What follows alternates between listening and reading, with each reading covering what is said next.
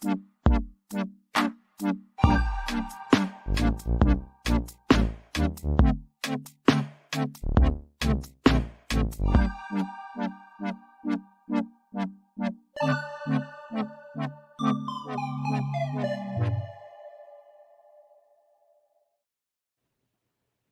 here we are. We are live.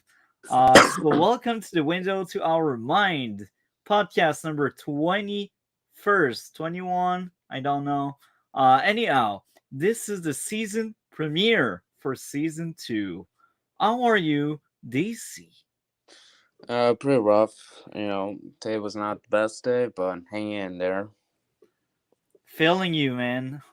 Things get better eventually. I hope. I think. On my end, I'm doing great. I'm very tired because waking up in the morning is just not for me, but I'm doing a formation at my new workplace, so it's day shift and it's so hard. I tried to go to sleep early in the last few days, but yesterday, despite trying my best, I had insomnia. So physically, I'm a mess because I slept 3 hours yesterday, and I just had enough time for a quick nap just before that. So yeah, I'm a mess right now, physically, but mentally, I'm doing great. And Gray, I am wondering if he's back from grabbing his coffee. I Oh, I'm am. there. I'm about to be caffeinated. I'm doing good. I got a coffee in front of me. How could it be bad? Yeah.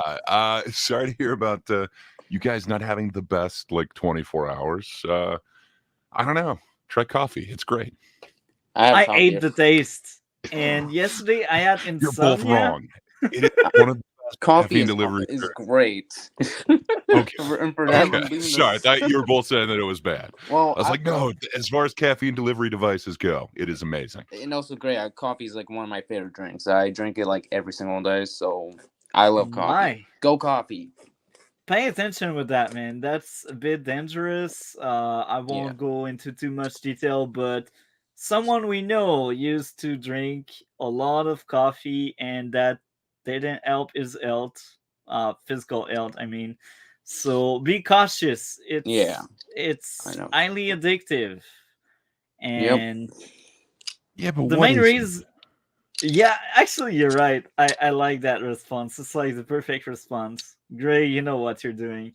But the enabling? biggest the biggest reason why I actually don't drink that it's because I already have issues sleeping in general because I'm a night owl and it's not natural or healthy, but You know how you combat nature? Caffeine. So you see, if I drink that, forget that. Like, I don't sleep. I already have insomnia. Why not it? Believe me, with it, it's even worse. But you enjoy when you're awake this time because of the caffeine. I don't know. It's a system. I can't get out of it at this point. Man, at least you're there. You have energy, right? And From that'll hype caffeine. up. Yeah, that'll hype up the atmosphere. So again, Gray, I'm glad about the intro. Thank you a lot. So we revealed it today. You kind of missed it, but it's there. So what do you think of the intro, DC? Yeah, I definitely like it. I just like how when it's the window, you just see gunfire, and it's shattering the windows, basically showcasing our mindset. And then you go. I thought you might appreciate that. Thank you for noticing the little details. Yeah, and then you go through the Illuminati, and it's amazing. It's yeah. Anyhow, today will be interesting because we will have a very similar thing going on as the first episode we did in the first season. We will recap one of the question I already asked in the past, but now guys may have a different answer. I don't know. We had an entire season talking about ourselves, society, and such. So, with that being said, let's start off this question with question number one. what does window to our mind means to you, starting with Gray? Well, I have much more of an idea as to what kind of you meant by that now. Initially, I can't remember. I probably should go back to the first episode and see kind of what I thought it was.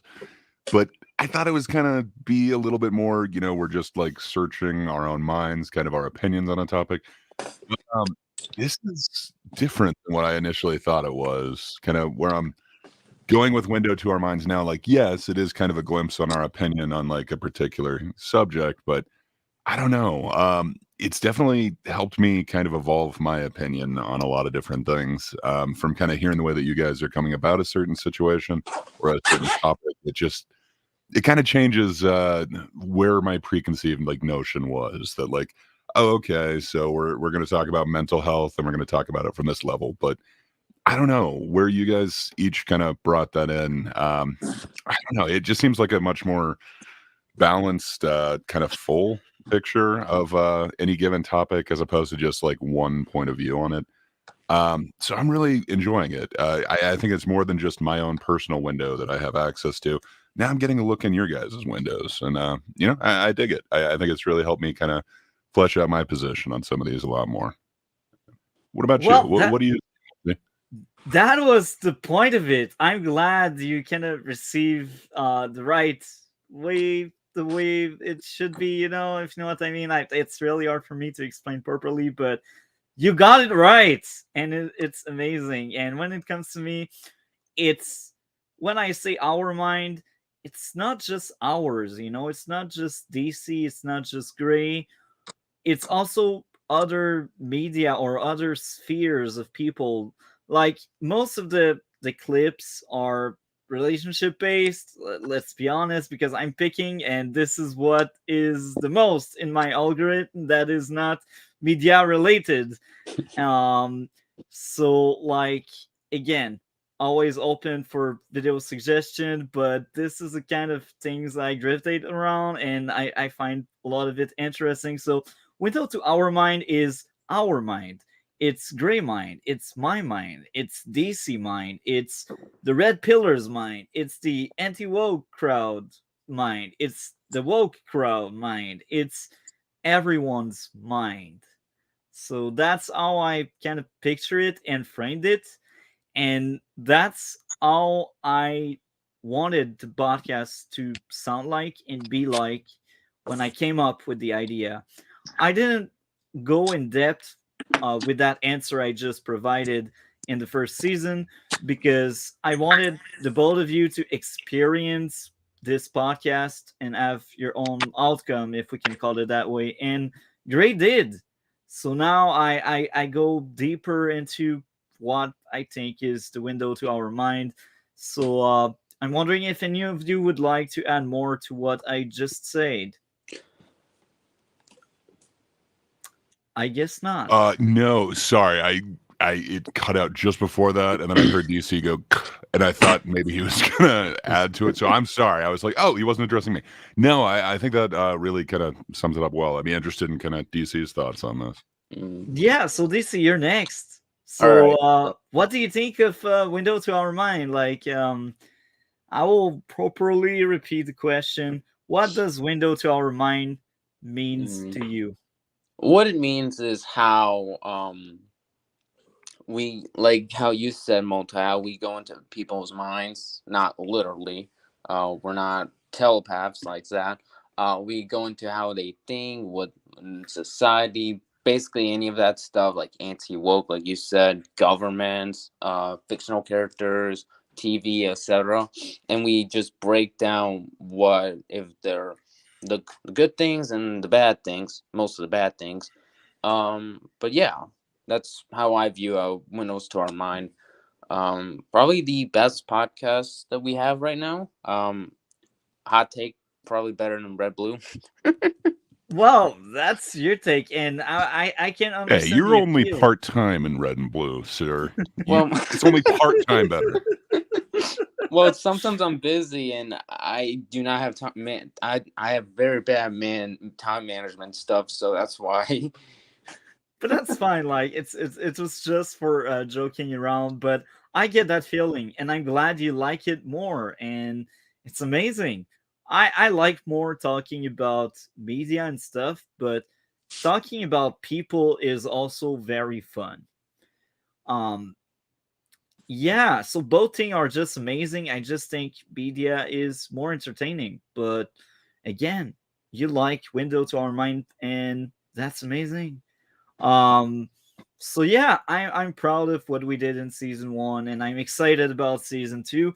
With that being said, we go to question number two, which is a quite long one. I don't know how to like reword it a better way, or like ask it in a better way. So let's go for it. Question number two. We got three pillar as of right now: health, physical and psychological, society, minds, psychology, and sociology. With that being said, do any of you have an idea of extra pillars we could add to the podcast? A pillar would be a foundation or a component to elevate the structure of how we build and create a podcast, topics we cover, etc. Um, is the question clear? DC or Grape, whoever wants to go first on Yeah, it's that. clear. Yeah, I think it's clear. Off the top of my head, I can't think of another pillar. Did you have any in mind? They seem like pretty decent pillars. Hmm. For me, Well, I did. oh, go for it, DC. Go for it. Sorry. What I was about to say, is I unfortunately did not have one in mind, but we'll see throughout the later on in the season. Perfect. Well, I was asking because we are still early in the show. It's season two, and maybe you guys thought of something else we could address, or something else that could be part of our weekly topics, basically. So that was more like me asking the both of you guys if you have any other ideas we could add to the mix. And yeah, I also don't have any other ideas, but I still think it was worth mentioning and asking, because we are still building this podcast there. It's still very early. So interesting. So if anything comes to your mind, haha, pun intended, just let me know. We will talk about it like in one of the three chats, whatever. Oh, D Lord is there. Oh. Hi, D Lord. Long time no see. How are you, buddy? And I know I have been Hey, streaming, sir. and someone's an asshole. Sorry, someone's that. You I can't am. stop Hey. it on mine. You can't even stop it on mine. I only meant to go 2 hours, and then um, I don't want to spoil. I'll participate in yours as well. Then I looked through Twitter and I saw they're dropping a live action movie of Borderlands. that was real. I thought that was a joke. So No, that was real. real. So Wow. me, Renowned, and about some others who came in had watched it. Kevin Hart is Renault. Okay. I mean, I love me some Kevin Hart, but interesting. So Okay. I apologize for being a stranger to you guys. I've been kind of on my own brand, and I Well, mean, I'm yeah, I've been. glad you were streaming, like you're playing video games and stuff. That's cool, man. Um, hey, I'm glad to have you on today. So you missed the first question and the intro, but you're there now. So because of that, I will ask you the first question. What does Window to Our Minds means to you? um, to help understand the insight into people. See, to me, when I hear a statement like that, it helps you understand the thinking of a person. As Well someone, said. yes, I like the. By the way, I like the blurry camera. You're doing the bubble camera. Yeah. Is that to hide your Amazon packages in the background? Yeah, it Uh, is. Yeah, it's to hide the mess. Yeah, it's a mess here. I'm sorry. That's okay. That's an internal joke, by the way. I know, that's fine. No, you know Uh, that's actually that's I. You can tell the part of the internet I come from, okay. but Well, I'm good though. Yes, I kind of looked through your questions. I didn't think you were live yet. So we are. And speaking of live, um, eventually when I will get my true schedule, which is sometimes early March, maybe mid March, uh-huh. we may move the time a bit earlier if Gray and DC don't mind. Like when I say a bit earlier is maybe like half an hour, maybe an hour earlier. And the reason is, um, I basically work outside of the city I'm in, but not that far. It's um there's a river that separates my city to the neighbor's city, and I all I need to do is like cross that river, so it's not that far, but it's It's still, the sister city, sir. yeah, the sister city, exactly what I was looking for. You read my mind. But yeah, By it's the way, basically I on. was taking a random stab, but yes. And then you take a You ferry stabbed her to correct. you take a you have to get on the ferry because there's no highway. Um, not really. No, like I take Oh, the metro, but anyhow, because it's a bit further, like I want to be fresh and ready for work, so like because of that, that's why we would start the streams half an hour, maybe an hour earlier. But that would be the new regular time, yeah. basically. Like instead of having like 5:30 Eastern time, it would be like 4:30 Eastern time. Does this works for DC and Gray? Mm. Like an hour earlier, basically. Oh yeah, it can work for me. Eh.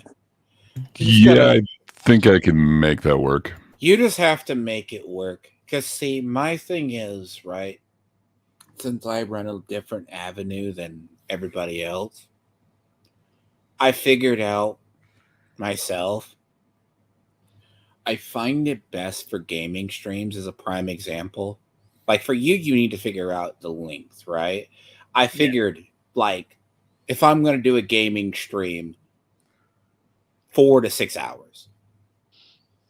Now, but myself, I want to keep my commentary and stuff to a set period.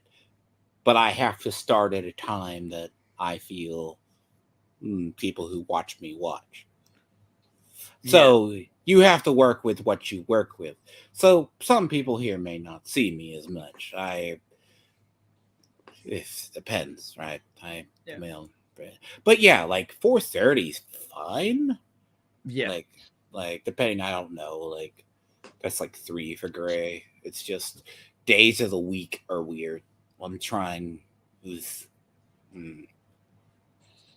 Like but yeah. I did notice a few things, but yeah, again, it will be just like March, like somewhere at the start Mhm. of March. So basically, what's going on with that new Uh, No, Roboto, multi, you're Mr. muted. Roboto. You, Yeah, is it now? you're back yeah. now. That was weird. You roboted and then immediately muted it, but it didn't look like you moved. So I don't know. Um, Interesting. yeah, that was a weird one, but yeah. So basically, what's going on in the next like 2 week or so, I'm doing in my formation for my new workplace. But the weird part is Uh-huh. since it's a brand new contract in security, the building is fresh and new. So this means not everyone can really start working there.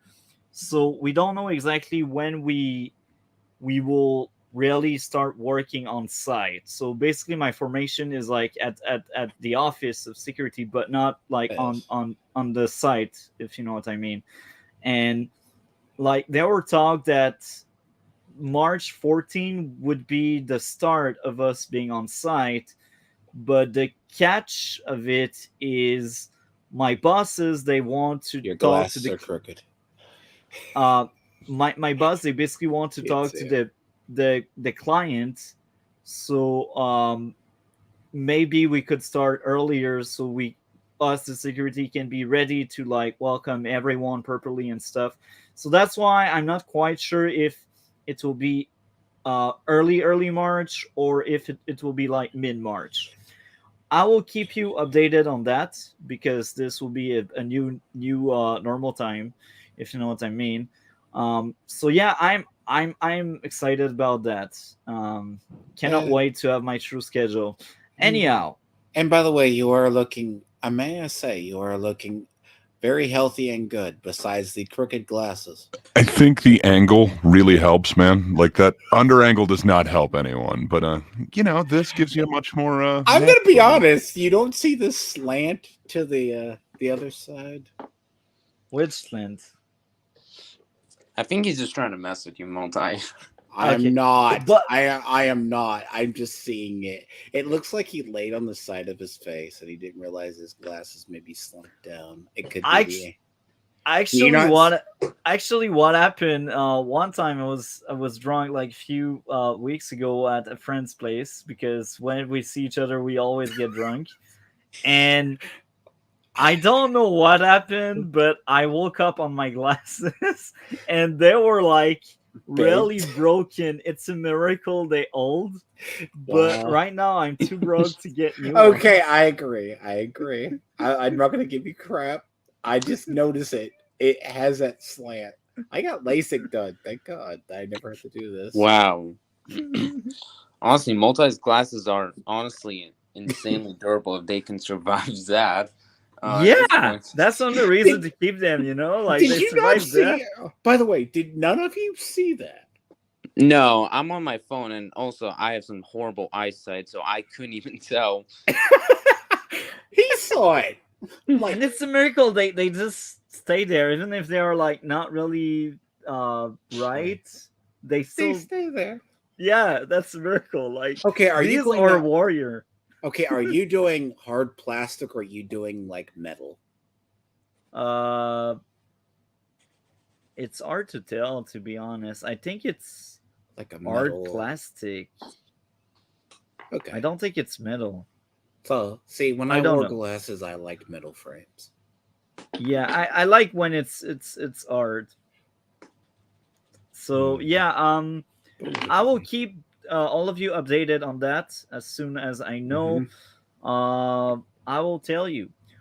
Anyhow, I will ask you uh, the second question, D Lord. So this is a bigger question. So, question number two: we got three pillars as of right now: health, physical and psychological; society, mind, psychology and sociology. With that being said, do any of you have an idea of extra pillars we could add to the podcast? A pillar would be a foundation or component to elevate the structure of how we build and create the podcast, the topics we cover, etc. Uh, I would say, but psychology and sociology to me is one facet. yeah, that's mine. That's the third pillar, basically. Uh, it's already when I think psychology and sociology, I think it runs together depending on the topic. Yeah, you're right on that. So it's not really three pillars. Well, it's true because society, health, and minds. No, no. When you say philosophy and the sociology, that's the psycho Psychology and psychology and yeah. sociology. Though the way you phrased it in the Discord makes me think that actually it really runs together in psychology and understanding people though. Yeah. So I think I would keep it the same format. So keep it as like the topic, the psychology or the sociology, and then there may be the goings on. But that's why I have to clarify that because in my mind, psychology and sociology run together because it's very similar understanding. And if that makes sense. It Because does. the school of thought, it's one understands how the brain works more, the other one understands why stuff happens. So it gets lumped together. Yeah, it does. That's why I have to explain it. I'm like, oh, okay. So I think you do pretty well. Topics, yes. I don't know. Okay. You figure it out that way. So, Do you want to add more to this? no, good. Your format's fine. Question number 3. With the first 15 topics being revealed for season 2, which one excites you the most? Which one interests you the most? The same thought process, which one would interest you the least? Starting with the Lord. So, do you need any help? Like it's right above, but I can read out the topics for this season if Yes, you I need can. any help with The it. other. I'm more interested in the gatekeeping one. Is actually good.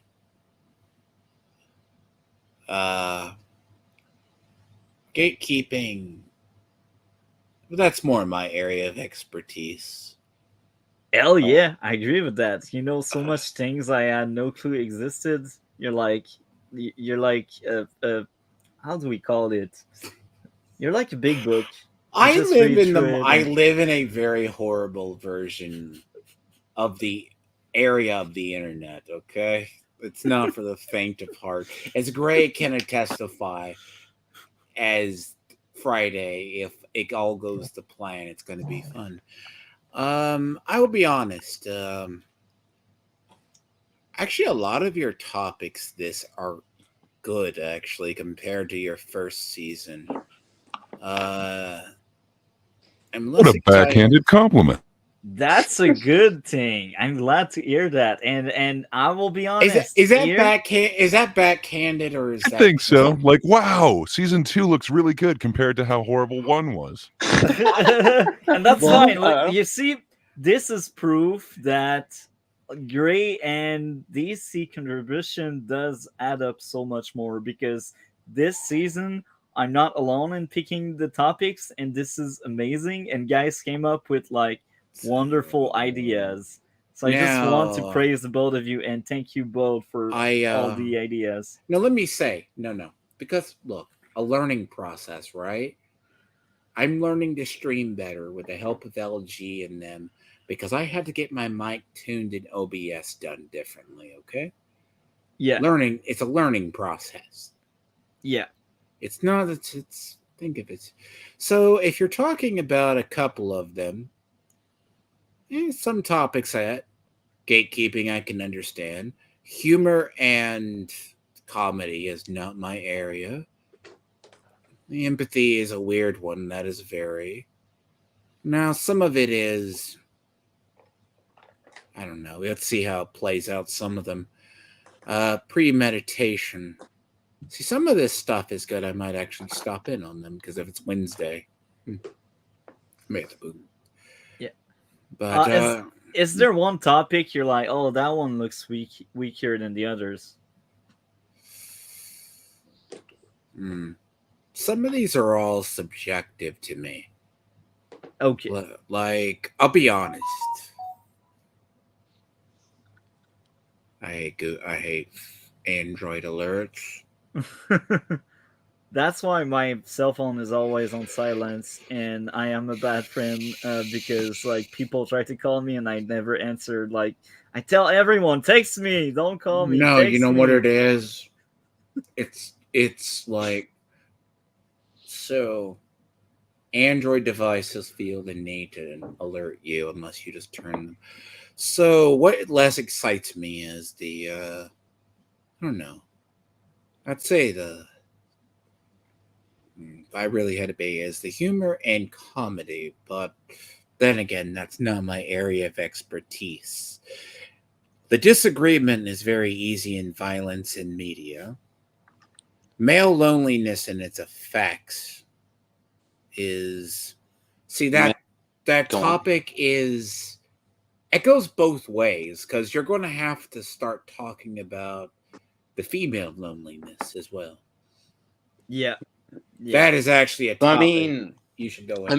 mean, female loneliness is technically the same as male loneliness because there Different. really is no difference between if a male person's going through something and a female person is going through something. There really is no difference. And I said as many. Haircut And I said, sometimes.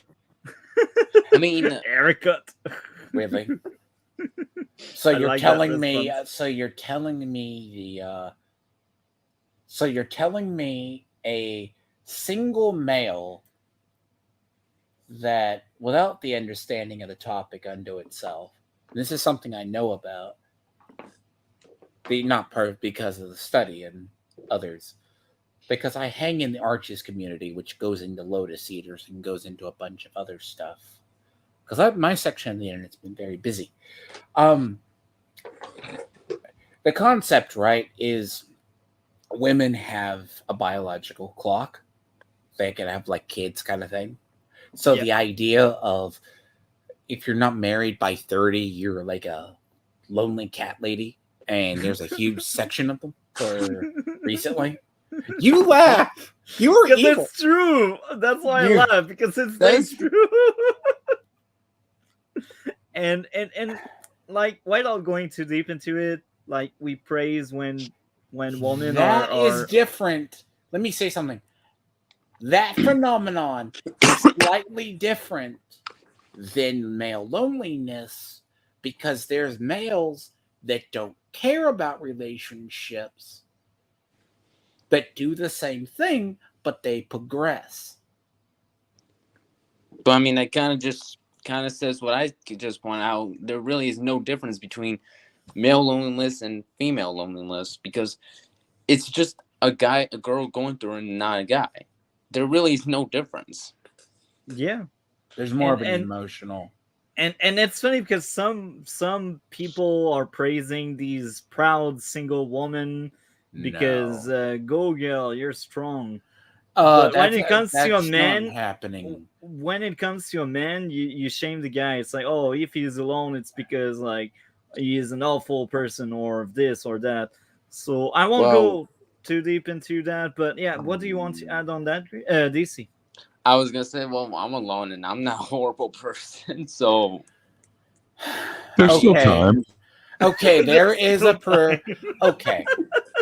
You forget. Do not take Twitter culture when someone throws out the word incel to somebody, like criticizing someone for looks, because so the concept, right, is there's a lot, because there is a phenomenon of people taking themselves out of dating. Like, and they do it because, sure, like, you don't make time for the relationship. Or guys got to the period of, there was a period where girls or women set their standards too high. Guys couldn't meet them. So there was this phenomenon of guys who took themselves out of the dating pool and existed perfectly fine. Now, there's this thing of, because why I say it's slightly different, where they look a little bit, the other people, you'll say, sure, you live your happiest life as single. Now, it's a little bit different in women, because women, different than men, same with girls, they were more emotional people than men. Men can just say, well, if that's going to be the problem, if I'm going to be demonized, because if I want to go talk to somebody, I'll be shot down because of my looks. That's why, like, the nerdy guy doesn't ask the pretty girl out to the prom, or the person in high school they think are above them. Now, that's a whole, not to derail, but there's a psychology to this. That's why I recommend you look in. Lotus Eaters has talked about this. There's a phenomenon in this. It's working both ways, because there's also this concept too. If anyone is single long enough, they have a hard time adjusting to relationships. Yeah, That's true. because routines. Yeah. So And dealing with people is much harder than only dealing with yourself, you know. I know. I had many failed relationship. one at a um, time. Yep, same here. um, so yeah, I will now ask Gray the same question I asked the Lord. Question number three. With the first 15 topics being revealed for season two, which one excites you the most? Which one interests you the most? In the same thought process, which topic would interest you the least? Gray. Yeah, so there's a couple of them. I think humor and comedy and their effects on health, that really kind of appeals to me, but then so does the empathy one. Those two are the ones that I'm looking most forward to. So I guess the end of March is going to be a good time for Gray. Um, but yeah, the one that probably weirds me out the most, looking through all of them, I guess it would probably be the Modern Family. Just because I don't know, is the Modern Family like, I don't know. I'm not a parent, so I don't know if again, like being like, an animal's caretaker really counts the same as being like a parent or something. Well, you Obviously, I had wouldn't equate it parents. to the same. I'm You had parent of animal. I mean, you like, had parents. You were a kid, right? Like I even mean, if I was even if kind of you're older. feral. Like, it's debatable whether or not I had parents. Like, they were around, but I was not wanted. Like, I don't know. They have this saying, like a latchkey kid. Like, like I had my key to my house on like a necklace, and what can I say? Nobody was home. Like, I think my mom would get home at like 7 or 8 p.m. at night, and yeah, I'd get like an hour or two, and then I'm supposed to go to bed. Like when I was a kid. I don't know, man. I was a feral child, so I don't know. I feel I raised myself for the most part, me and TV, Well, but you still are yeah, part of a good I guess that's example of. modern. Yeah, that's modern because you're not the only one in that situation, you know. So even like here, we don't necessarily talk about parenting and stuff. We talk about the family unit and such. That was more the intent of it, but I fully understand why it may turn you off a bit more because it sounds similar to the K of parenting, but the way I framed it and the way I hope I will bring it up, Mhm. I hope it will be a different Is it just discussion. about the TV show? Yeah, I think we is for the TV show, Greg. So yeah, is there another pick for your least interesting one? No, I gotta say, like honestly, all of them. Very much parroting what Tiamat said, but season two so far, it looks like we got some bangers coming up. I'm excited for a lot of these topics. Yeah, I think a lot of these are gonna require a little bit more research than I had been doing prior. So I'm kind of looking forward to that too. But I don't know. I think a lot of them look really fun to me. So I'm Hell excited for yeah. it. I'm with you, man, and this is because of teamwork. Gray, you came up with uh, almost half of it. DC came up with probably a quarter of it, and I came up with the last quarter missing. So that's a team effort. Yeah, I will ask you the same question, DC. What would be the topic that All interests right. you the most, Mm, and the one that interests you the least? mm. I'm actually going to start with the least amount first. I think it's the humor and comedy one and their effects on health because, I mean, I don't really see how humor and comedy can really have a huge, unless you're talking about like mental health, and yeah, it has a huge impact, especially shows like Family Guy or South Park. They definitely had a huge impact on a lot of people's mental health. Um, Simpsons. Not really Simpsons because usually when I think of like show humors that affect, I think of the more violent, gruesome shows like My Show, pretty much, which yeah features all of us and has some crazy episodes. But that's a story for another day. But it's like the darker, more like what is this show doing kind of show, like South Park, like the more offensive types. So and with the humor, unless you're talking like dark humor and all that, then yeah. That's Any the kind humor of the one that, is good humor. yeah. Dark humor is dark humor though is a weird take though, I because mean, but I mean, they kind of have an impact on health more. Not really like normal humor, but yeah. well, Anyways, okay, no, there's a difference. Fine, how do you put it? There's a difference between like a comedy special and then when you start getting into South Park humor. Like there, you okay? Gray, Gray's about my age, maybe. I don't know, multi you out there. Do you guys remember the old Fox entertainment block? The PJs, uh, the Family Guy, because that was on Fox. no, great. I don't I know, to think be it honest. was prior to Family Guy. Like, I think it had like. PJs. There was early Family Guy, Oh, very so it was Family Guy because I was gonna say I think it yeah. was like King of the Hill and Futurama, Simpsons and yeah, stuff. King of the Hill, Futurama, Futurama was great. I the liked it. original Futurama, yes, Oh, there's a new one. Oh, yeah, right. Because they reboot because it was everything. separate. It was second. There was also the PJs too. So early Family Guy and early South Park had different humor.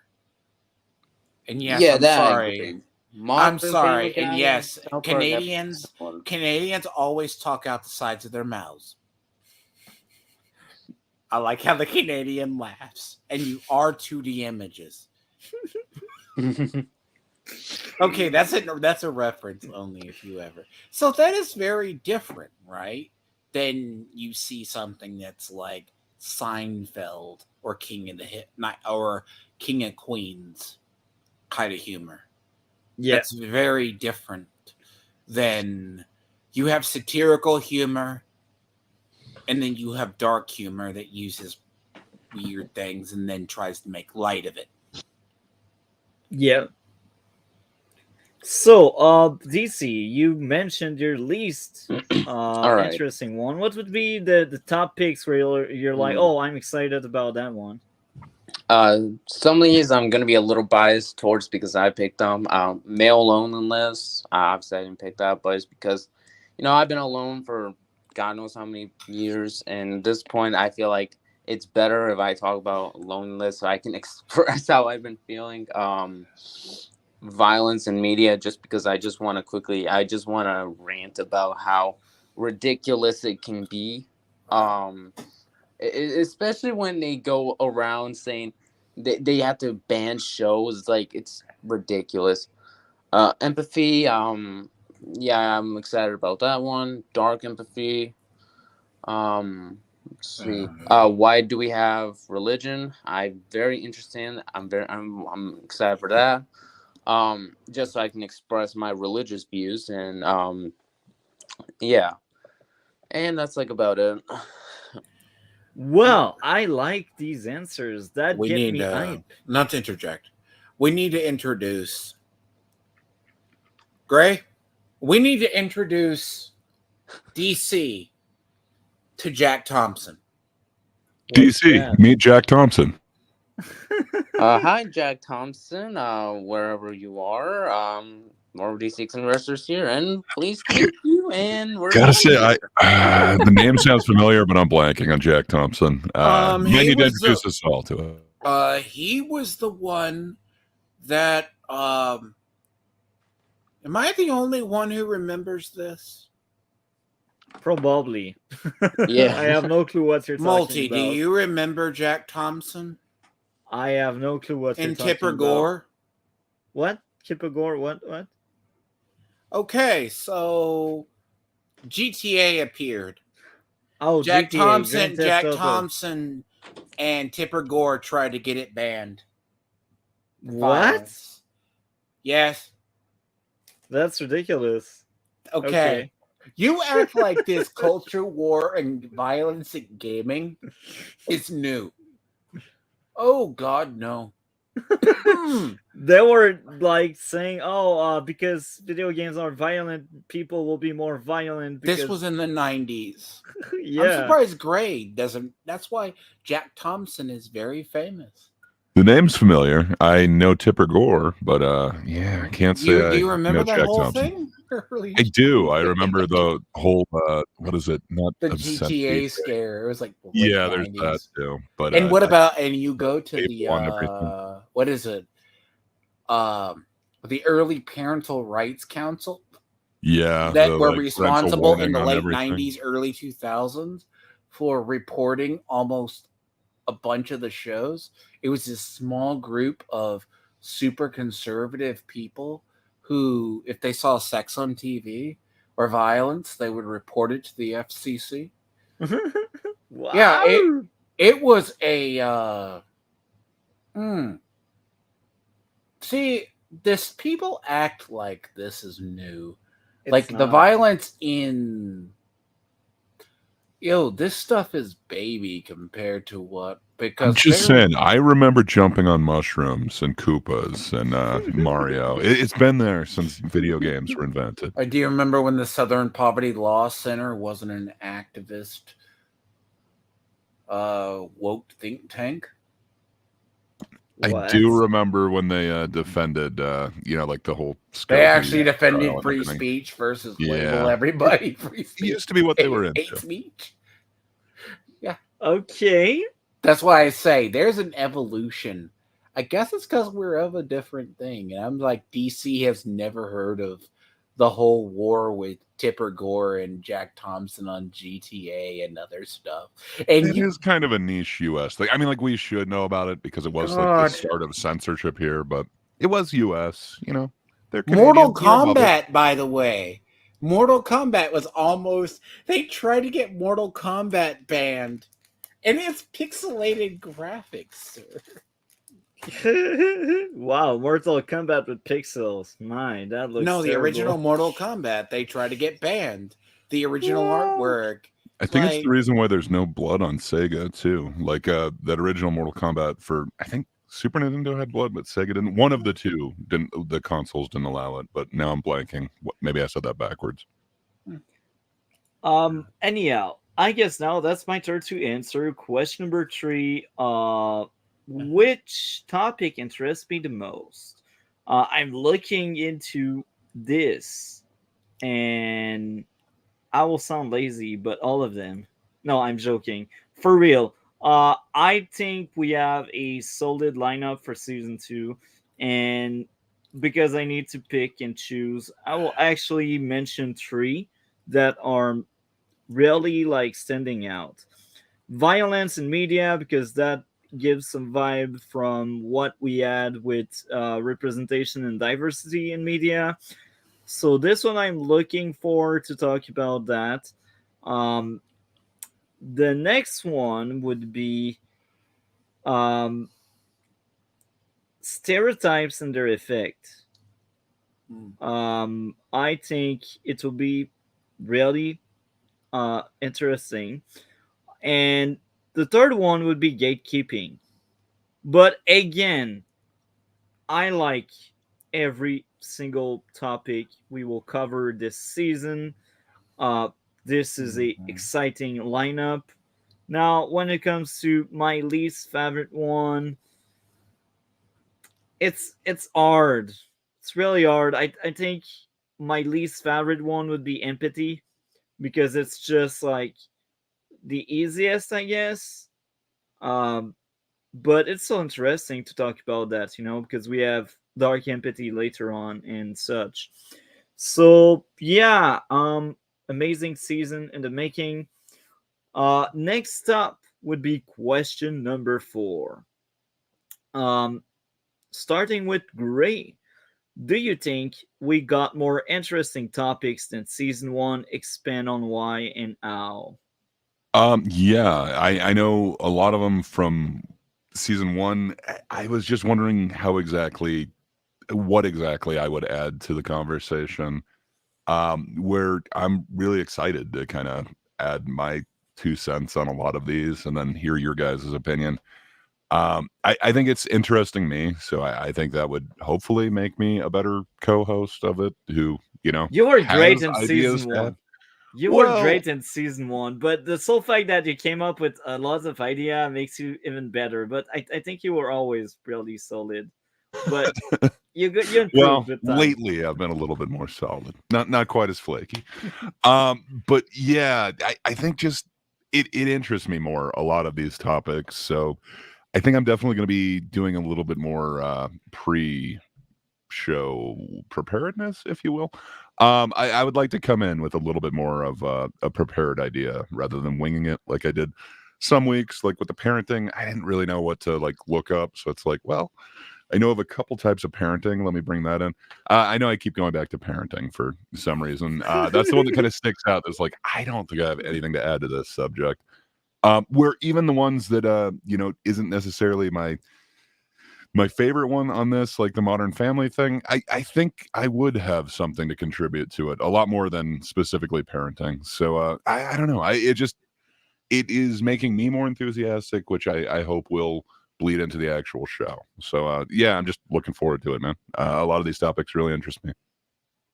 Feeling you, man. 100%. So when it comes to me, my answer to this, yes, I think we got more interesting topics than season one. And the biggest reason is I'm not the only one, and I no longer have that idea of bankruptcy because after seeing what Gray and DC suggested for season two, I had a few ideas of my own. So that well-oiled machinery is going on right now. It goes on the right direction, and I like that. So coming next, I will ask you the same question, D Lord. Um, do you think we got more interesting topics than season one? Expand on why and how. I do think you do. I I feel you do, and that's actually pretty good. Like I like the topics. I've been following what's been going on over there. It's not like I haven't, you know. Yeah, you know, Uh, I will be blunt and honest. Like a lot of the DKs were inspired by you, and I liked all of these topics, but you're not around. I was like, "Where's D Lord? Where's D Lord? We need him." I'm I'm like, sure you had I'm interesting sure, insight. like, hey, it's not as bad as. I mean, I haven't forgot. Like, I do. Like, if I could make it, it's not like I forget. You know what I mean? It's Yeah, you are occupied. I get it. I get occupied. You have to. Yeah, that's And I will important. say the horrifying part is it's not as bad because there has been a lot of stuff going on in my section of the internet that has been fun. You guys got to avoid the whole Vosh horsing around. I heard about that. I haven't I got reminded by seen the somebody. details, It's but I've heard awful. it. So, also, and it's been a very busy month gaming, and also, I'll have to discuss this later with you guys, but apparently Wizards is canonizing Fallout 76 in one of the commander decks. Um, I am concerned. Feeling you. No, Yeah. it's where as a person who recently had to go back to Fallout 76, I'm fine with Fallout 76 being an alternate universe, but I don't want to be reminded of it. I don't want to be reminded of the setting. All right, the setting hurts my head. Okay, so now I will ask this question. Do you think we got more interesting topics than season one? Expand on why and Mm. how. Yeah, I definitely do think we have more interesting topics because of the fact that it's not just related with medium. You know, it's also related with humans, which I think it's more diverse. And I definitely appreciate the more diverse topics as well. Some episodes we're talking about humans, some episodes we're talking about TV shows, etc.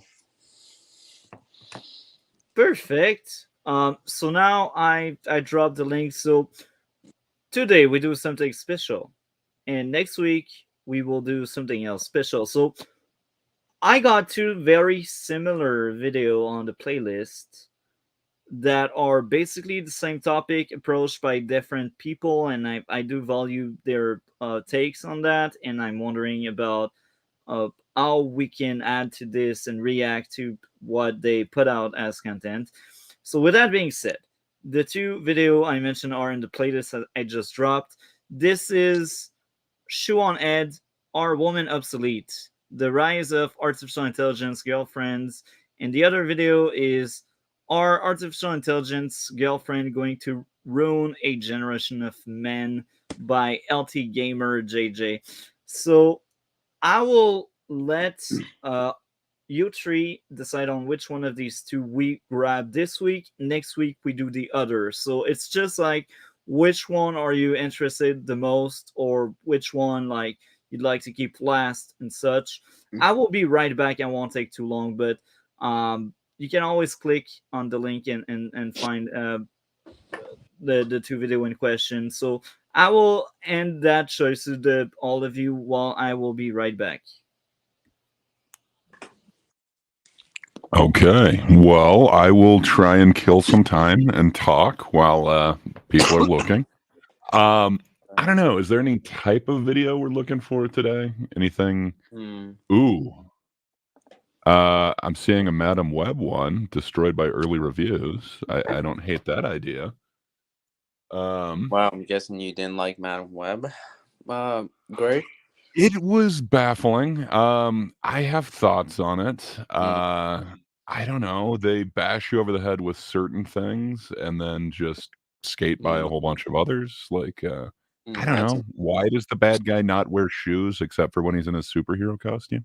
I don't know. It doesn't really make sense. I mean, it's a comic book movie, so any crazy thing could happen. But I didn't realize I had myself muted. Wow, DC doesn't know who Ezekiel Stone is. Actually, I do. I know. He helps. He's a character in Spider-Man who essentially. Are you not familiar with the pre-Spider-Man totem story? Actually, I am familiar because I know that's the character actually in the original Into the Multiverse story. Yeah, I know that because of the fact that I knew the Spider-Man villain named Moreland, who they should have had in No Way Home as the main villain, and I know how. Oh, Ezekiel you're gonna played... go. Oh, you're going to draw on Morlon, who basically is near gun. They should have at least had him in No Way Home because the multiverse stuff. But all right, that's a story for another day. There's one video on this you should save till next week. Okay, which one? The Shoe on Head one, Male Loneliness, should be saved for the Male Loneliness episode. Now. I'd be down for that. I've actually pre-watched that one. There's a lot going on in that video. I'd be down with the male loneliness one for the male loneliness topic. No. Yeah. You should save that. Now I'm wondering. So guys are basically mentioning Are Women Obsolete, or this is another one guys have seen? I'm wondering. I'm looking into the list right now. Which one guys are talking about that we should keep for next week? I think it was the male loneliness. The Shoe on Head. How dare you? The Shoe on Head one. Yeah, but there's a lot of Shoe on Ed.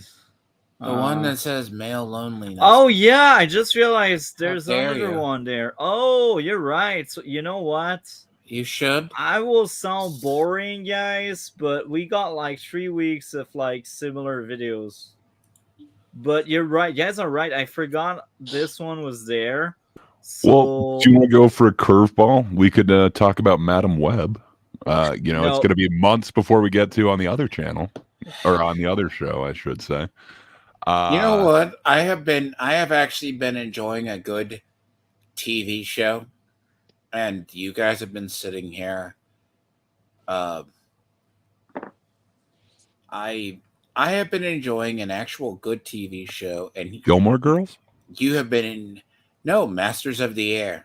Oh, my bad. You have been watching bad TV shows. And Shogun is about to start. How dare you? Like, Well, I no, but mean, seriously, I cannot praise. By the way, I cannot praise Masters of the Air enough. So I've been drawing Scorpion Sub-Zero from Mortal Kombat, D-Lord. So is that not good enough as well, or? He has very high standards. Nothing is good enough for the Lord. So I will say this. Okay, so next week we officially do the one I dropped there. You guys are right. There was a male loneliness epidemic, and it's There's funny how. by the way, there's a couple of these I could save. I would save because they. By the way, you've been watching Shoe on Head too much. She's entertaining, bro. Like, I actually just found a really fun one. I don't know. We could save it for. Let's go. Let's go. The comedy. Canadian. Let's go. Number 75. Send the one you mentioned, Gray. I'm curious. What did you find? 75. What did you find, Gray? So send it in the. So we already did that one, Tiamat. You weren't here that week. So we probably should remove the ones. But that was the Which Canadian one we bill about free speech is the one that Tiamat was looking to do. Oh, Unfortunately, you're we right. didn't We do the did it. Subordinary Yeah, you're Gamer. right. Remove it, So yes. the true question is why it's still there. Good question. But what about Western woman regretted dressing as man to prove that to prove male privilege? So it's actually kind of a funny one where a female comedian dresses up as a male because she thinks that male privilege is a thing, and that the exact same jokes that would work as a female would work as a male, and she would just get applause. Is this not the? I have a question, Greg. Yeah. Is that not the one that I know you know the story? They don't. The one that dressed as a woman that tried to dress as a man and act like a man for a year and then wound up Minecrafting herself? No. So this is Bonnie McFarlane. She's Rich Voss's wife. She's a female Canadian comedian, and she is known for her comedy chops. But she just had it in her head that it's so much easier to be a man, and that people just think that women aren't funny. So even if they tell a funny joke, like it just won't hit the same. But just the fact that you say you're a man, it's gonna hit. I would say the British have a free speech problem. Probably I do think we covered that one. The British have a freedom of speech problem. I think we did cover that one. Where is it? Where is it? I'm sure we did cover that one. It's I think Zia something. I'm surprised it's still on the playlist. I think we did that one too. Yeah. Yeah. I guess we need to tidy up our playlist. Tidy. I was thinking 91 maybe, but if you guys see something else, I'm down. Okay, so 91 is. Look what happens. Oh yeah, that one. Okay, so okay. We got. By the way, I would save the undateable one for. What topic is it? You have a topic on dating. You need to save it for that. It was meant to be there, but I actually took it out because guys are not that excited to talk about dating and such. But maybe we will bring this back eventually. But as of right now, we don't have a dating thing yet. Oh, there we go. I found an intruder that we already covered. Okay. So. Okay. So. Whereas, well, short. I don't Do you know want if this is some- intense. Oh, Do you want something short? Do you want something long? Not an hour-long thing on toxic femininity is real. No. Something short. Okay, I guess we can do I say I would go with the one on body count, but you should probably save that one. yeah. Oh, if you want a short one, go for the real reason why men are walking away from dating. Don't save that for male loneliness. Oh God, you got a couple actually. That's all the same thing with me. That's the issue. Like what I collect, what is in my algorithm is that kind of stuff. You're awful. You got how many male loneliness ones do you got here? He's probably I got don't know. infinite because Why? I don't know. So today we will cover this one. Okay, let's go. Let's go. Number 29. Amber Heard exposed as new abuse claims backfire. You know what? Yeah, I like that one. There you go. 29. No, 29. short and just to the point. There you go. Where are you? 29. My. Okay, this will be funny. I'm sorry. The funny part is about the whole. You really need to go look into the whole Me Too movement and how badly it backfired.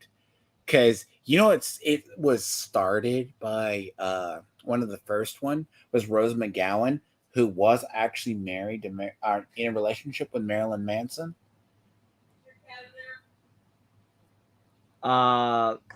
Yeah. What's going on, D Lord? he's married. Something So came up. Yeah, something came up, most likely. yep. Oh, Gaylord, you there? Yes, I'm here. Okay, Yes. good. So Amber Heard, Rose McGowan was basically in a relationship with Marilyn Manson.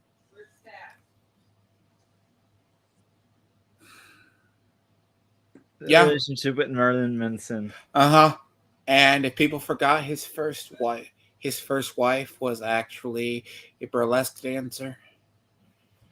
A burlesque dancer. Okay, that's interesting. Well, Paste. Base. I don't know. How do I remember? I remember things, but this is all good though. And plus, you gotta respect a woman who can crap in your bed. I don't This think you will have always to. be You me. probably should, but you don't have to. I guess we can play the video. I'm curious. Like, I forgot this one existed. Like, most of these, I look at them. It's like a new thing. I have no clue. I added that. Anyhow, let's do this. Work, computer, work.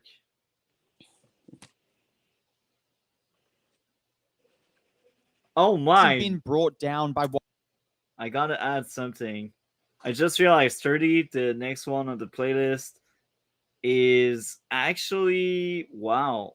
I knew eventually I would like to cover this, and I'm just surprised they just happen to be right beside each other. So yeah, that's my insight right now. What happened last year with her trial with Johnny Depp, as she's still clearly not afraid to voice herself, as she's recently come out blaming Jason Momoa and accusing Jason Momoa of abusing her and bullying her on set.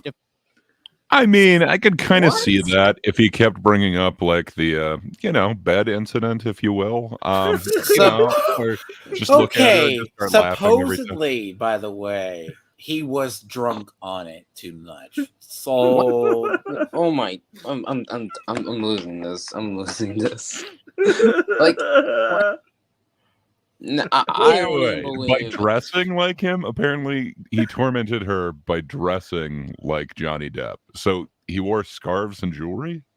I don't know. I find that that would be impossible for me for anything to happen. I find that hard to believe. No offense, Gray, because I just don't know how anybody can dress up as Johnny Depp. I mean, I guess you could dress up like the pirate, like if he showed up Yeah, like like that. Captain Fair Jack enough. Sparrow, Fair like enough. every day on set. Maybe she'd have a point, but I don't know. Yeah, but but go for it, DC. Sorry. I mean, I just don't think. I don't even think Jason Momoa would be that dumb because I mean, he's working on a film, and it's like for a film called Aquaman, not Jack Sparrow the movie. So and plus, one other people would have had told him to at least stop at one point. Yeah. No, And I will. everyone's complicit in the torment. did you I will- guys forget? Did you guys forget as well that sometimes actors are very. There's a culture in acting that they kind of let, because there is a side story to that whole thing. Apparently, he was drunk and very eccentric on set, just as Alec Baldwin's antics have got him a manslaughter charge. Yeah. So another question we can ask is, if she lied about GD, if she played the victim with GD when she was also like causing issues of her own, why should we believe her there playing victim again? And on top of that, like, I'm all in to give second chances to people. I do think people changes, but you need to prove that you changed. You need to prove that what happened to you changed you, and you want to change as well, and you're not pleased with what's going on. And I feel like Amber Heard didn't woman up on anything she did, anything that happened with GD. And I feel like she will never back out on that. And I feel like she didn't learn anything from it, or maybe she did learn from it, but she doesn't want to show it. And it's as bad as not wanting to change because of it, if you know what I mean. I'm kind of Yeah. lost, but To you know kind where of I'm getting at, piggyback right? off of that, like, she's been through this once before, and she knew that, like, the level of proof that she had wasn't sufficient to, like, warrant or support the allegations that she made. Wouldn't you think that, like, on a film set, there's plenty of people could document this, like, you would have some higher level of evidence than, she previously had in her, like, personal life? Because, that's your personal partner, like, maybe you're not recording every moment of it, but damn, you're on a set with a bunch of other people. Like, if you are being tormented, wouldn't somebody help you record this, or as second witness something? Yeah, you're right. I'm with you. And again, I believe people can change if they want to, but they need to want to. And if they want to, but they don't tell it and it's in secret, that's cool. But she is a public figure at some extent. And when you're a public figure, there's more heat on you because people will be more judgmental toward you.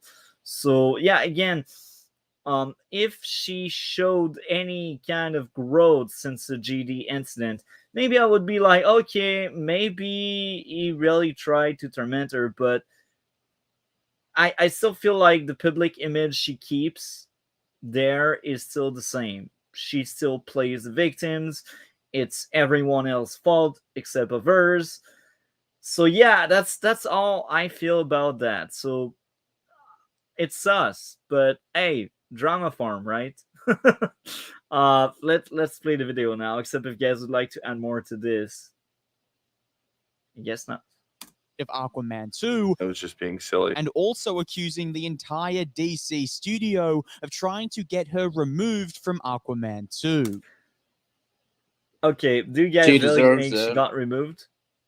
I mean, she deserved it. Yeah, but I mean, can't you use the classic line that they always use anytime, like, anyone gets canceled? It's like, but is she owed that job on there? I don't know. Like, it just seems to be that, like, okay, so people come out of favor, and if you have some sort of controversy, oftentimes your role could get diminished if you're not, high up in public opinion. I don't know. It doesn't seem that strange to me. It kind of seems like it would be a given, but maybe I'm wrong. I'm with you, and I will say this again. I do think people change, but one of the reasons why we didn't cover the movie when it came out with the REDBLUE one, we had the slot, right? We had the space for REDBLUE one to cover Aquaman, but we didn't. So my biggest reason was Amber Heard. The same goes for the Flash. When we covered the Flash, like after it came out digitally, because I didn't want to watch it in theaters, but that was the prime reason. So I have a love-hate relationship with cancel culture. I do think it does more harm than good. But since it's there, let's play around it, if you know what I mean. Like, they made this, and like, you did cancel people for less. So why would she get a treatment, a different treatment? Why would she get favors? Like, she didn't try to change or anything. Uh, Now the next question is, when can we really try to click the reset, the reboot, and say from now on cancel culture should be banned or no longer effective? I don't know, but I feel like it was always there for a long time, and because we cancel people for less, it's just unfair to not cancel. Like, it created a cycle really hard to break. That's how I see it. Am I crazy? Totally. Hell yeah, I'm crazy. Um, so yeah, I do think it's only like justice that she would be pared down like that because she cost GD jobs, reputation, and such. Now again, GD is not perfect. Like he was probably on substance as well, but at least he didn't play victim. He didn't um, try to harm someone else. And Amber Heard, based on what she has shown to everyone, she's there for blood. And we should not take that kind of people as example or paragon, if you know what I mean. And while I'm not saying that you should automatically call her a liar, it is going to be hard for fans to believe her when she comes out making these claims when she was literally proven to lie in court against Johnny Depp. So this goes back to what we said. How can we trust a liar? How? I'm really asking how. You Again, people can't. change. You can't People unless. change. I mean, you can't really trust a liar unless that they somehow been able to manipulate even gods and presidents. Then yeah, at that point, different story. But yeah, because I've been in that same position as well. Have you Like- tried just opening your heart though? Maybe you just trust them. I mean, and then you get backstabbed. yeah, but I've been through a similar situation that Johnny Depp wasn't for like abuse and all that stuff, for some far worse, and yeah, and it was not a good experience. So I know from my experience, yeah, never. And the guy who did it, yeah, screw him. Yeah. Hell yeah. So yeah, perjury for lying to the court about divorce money. It's funny how like everything you dig up, like something about her, it's worst. It's like, girl, maybe try to become incognito, maybe try to like vanish. I don't know. Like I'm not saying delete yourself, but I'm saying like maybe try to no longer be a public figure because each time you show up, like it's bad news. It's like, man, your career is over and nobody likes you. Like either you change your guns and you try to become better, or just don't do that anymore. Um, that's my 2 cents. So yeah, I guess we can play.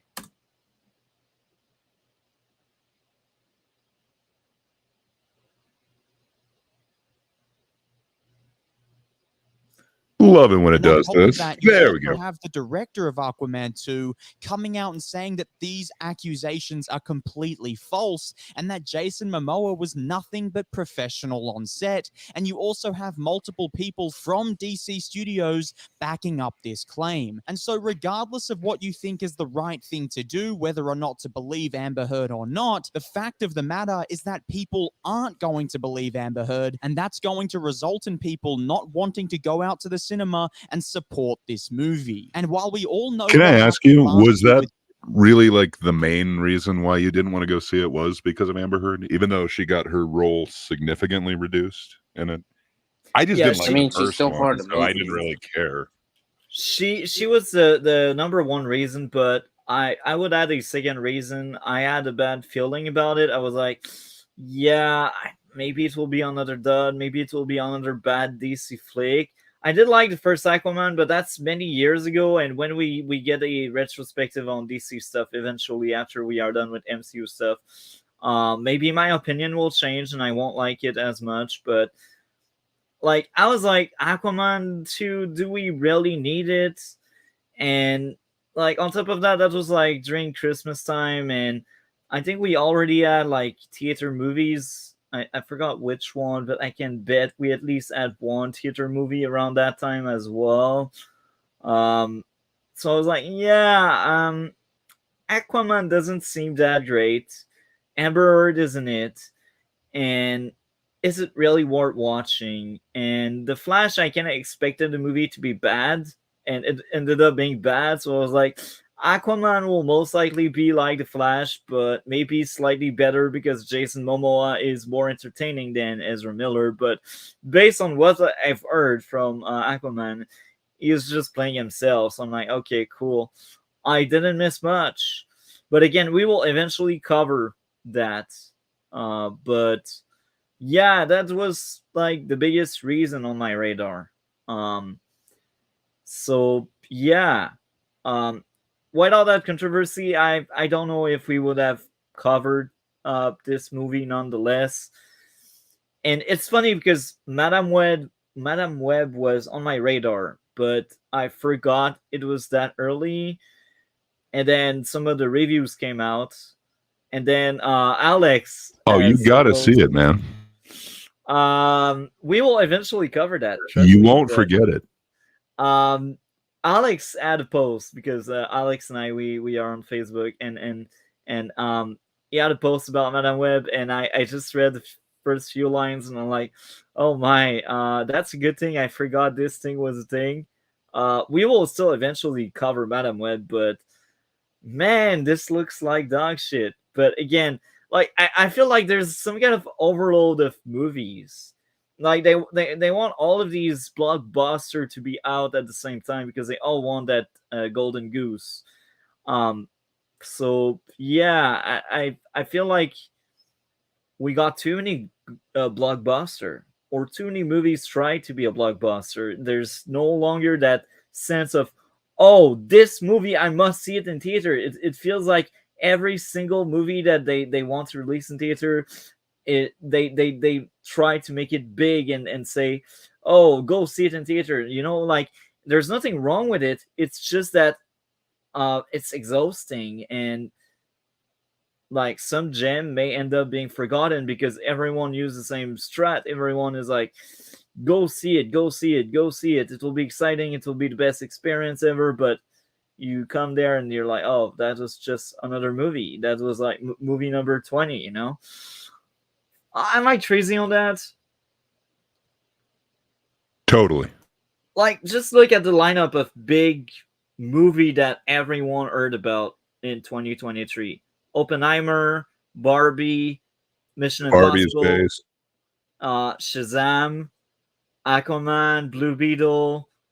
Um, it goes on. And I feel like there was a time where you had like maybe 2 or 3 blockbuster for like the entire year, and you were like, "Oh, I will go see all of them." But now it's just like everyone wants their own blockbuster, and that's why you're like, "Yeah, I won't go like in every single one, even if I like cinema, even if I like to support creators and the store itself, the cinema itself, even if I want to support all of that industry, I just cannot financially do it. First of all, and second, there's too many things. Hell, I miss Red Rooms, and I'm a huge Red Room fan. I thought that that would be a bad movie. That's also the reason why I passed on it. But um, yeah, there's just that overload of big movie. And again, I'm fine with promoting. That's the job of it. Like when you have movies in theater, except if it's a Quebecer movie, usually you want to make money.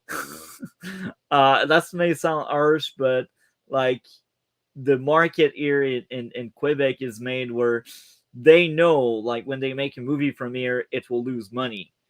But like Hollywood, they all expect to have a golden goose, and this is why it's broken.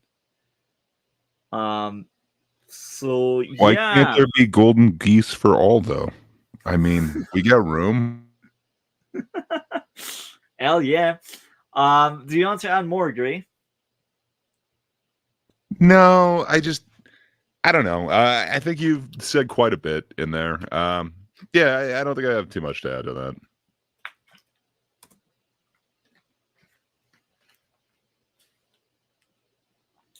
It will work. Don't worry. It's working. It's working. slowly but Johnny sure. Depp, and we know that things didn't end up very well for Amber Heard. I do think things are only going to get worse when it comes to this situation around Aquaman 2, because it no longer just affects Amber Heard and her career. She's going to cost these studios millions of dollars, because her new movie titled In the Fire recently came out to horrible reviews and also a horrible performance at the box office. This is how we know someone's career is over. Nobody gives a shit about it. 21,000, bruh. Like someone minimum wage makes more money than this movie. Wow, that's harsh.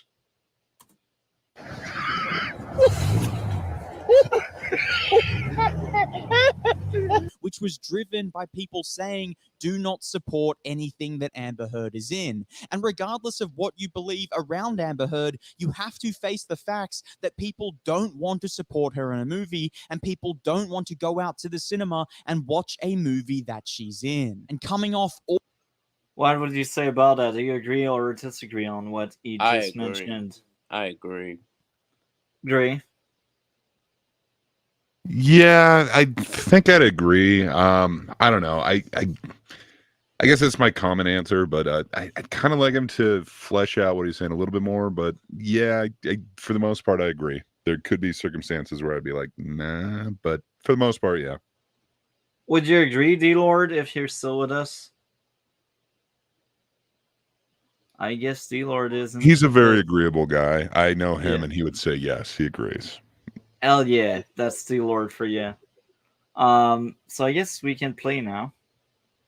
all the negative press last year, I'm sure this was the last thing she wanted. But on top of that, I'm pretty sure this was the last thing DC wanted, as they would be panicked right now, given the fact that all this Amber Heard drama is being drummed up once again. Oh no, not again.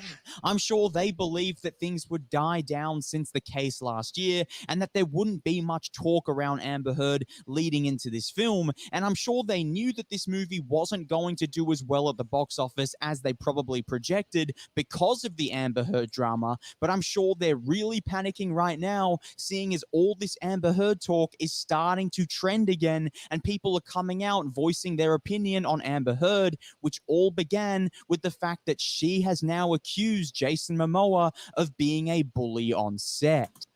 So I'll add something else to that.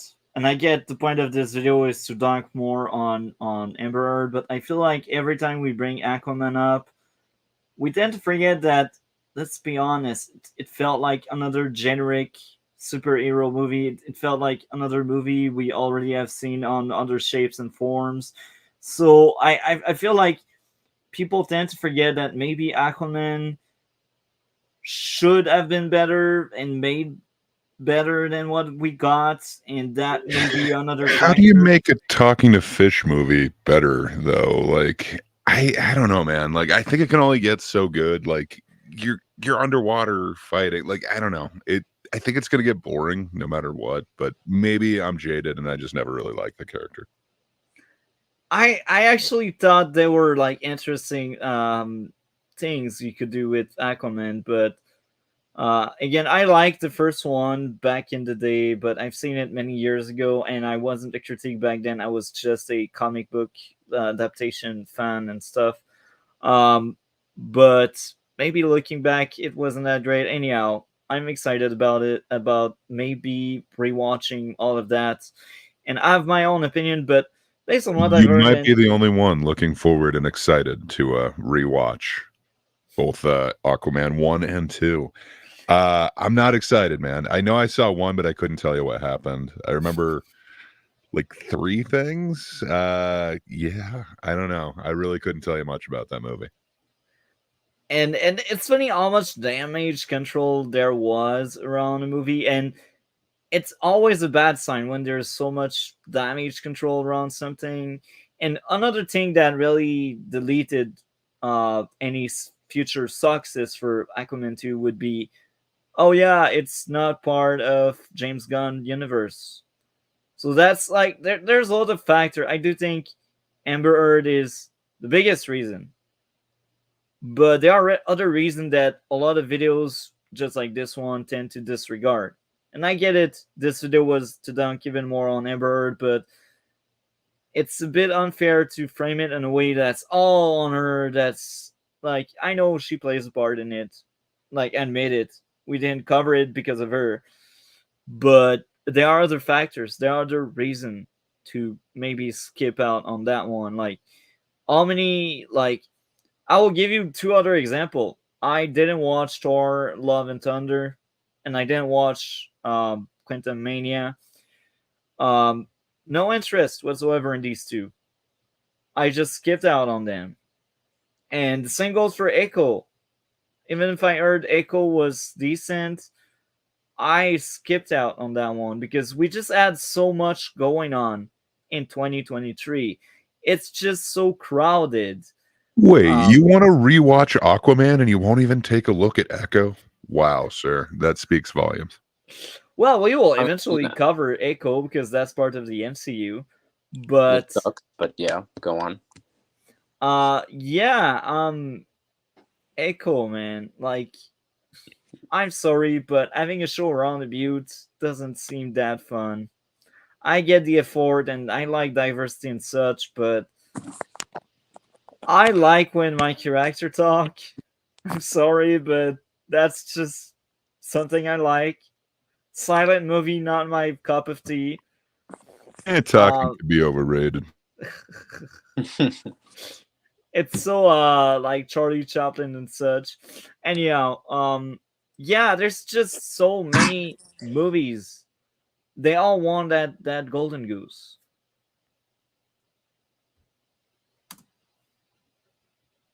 And honestly, if there's one actor you don't want to accuse of anything, it's probably Jason Momoa, because he has such a strong fan base and people always come out saying that Jason Momoa is such a likable guy and he's one of the nicest guys in Hollywood. And so when he gets attacked, a lot more people are probably going to come to his defense and they're going to attack Amber Heard right back. And as a result, Aquaman 2 is about to lose millions of dollars. And with the fact that her movie In the Fire is being affected so badly by what she's done in the past, I can only imagine what's going to happen with Aquaman 2, given the fact that it's such a big project on such a bigger scale, meaning that the talk is only going to get louder and it's probably going to face even more of a negative backlash than this In the Fire movie. And also, Warner Brothers would have spent hundreds of millions of dollars on this film and hundreds of millions on marketing for this film, and so they're bound to lose over $100 million at the box office, and that's if they're lucky. I honestly believe they're probably going to lose between 200 to even 250 million at the box office. And this is now the second movie this year for DC Studios that is going to bomb at the box office, not because of the quality, but because of the actor that's in it. As we recently saw The Flash do absolutely horrible numbers at the box office,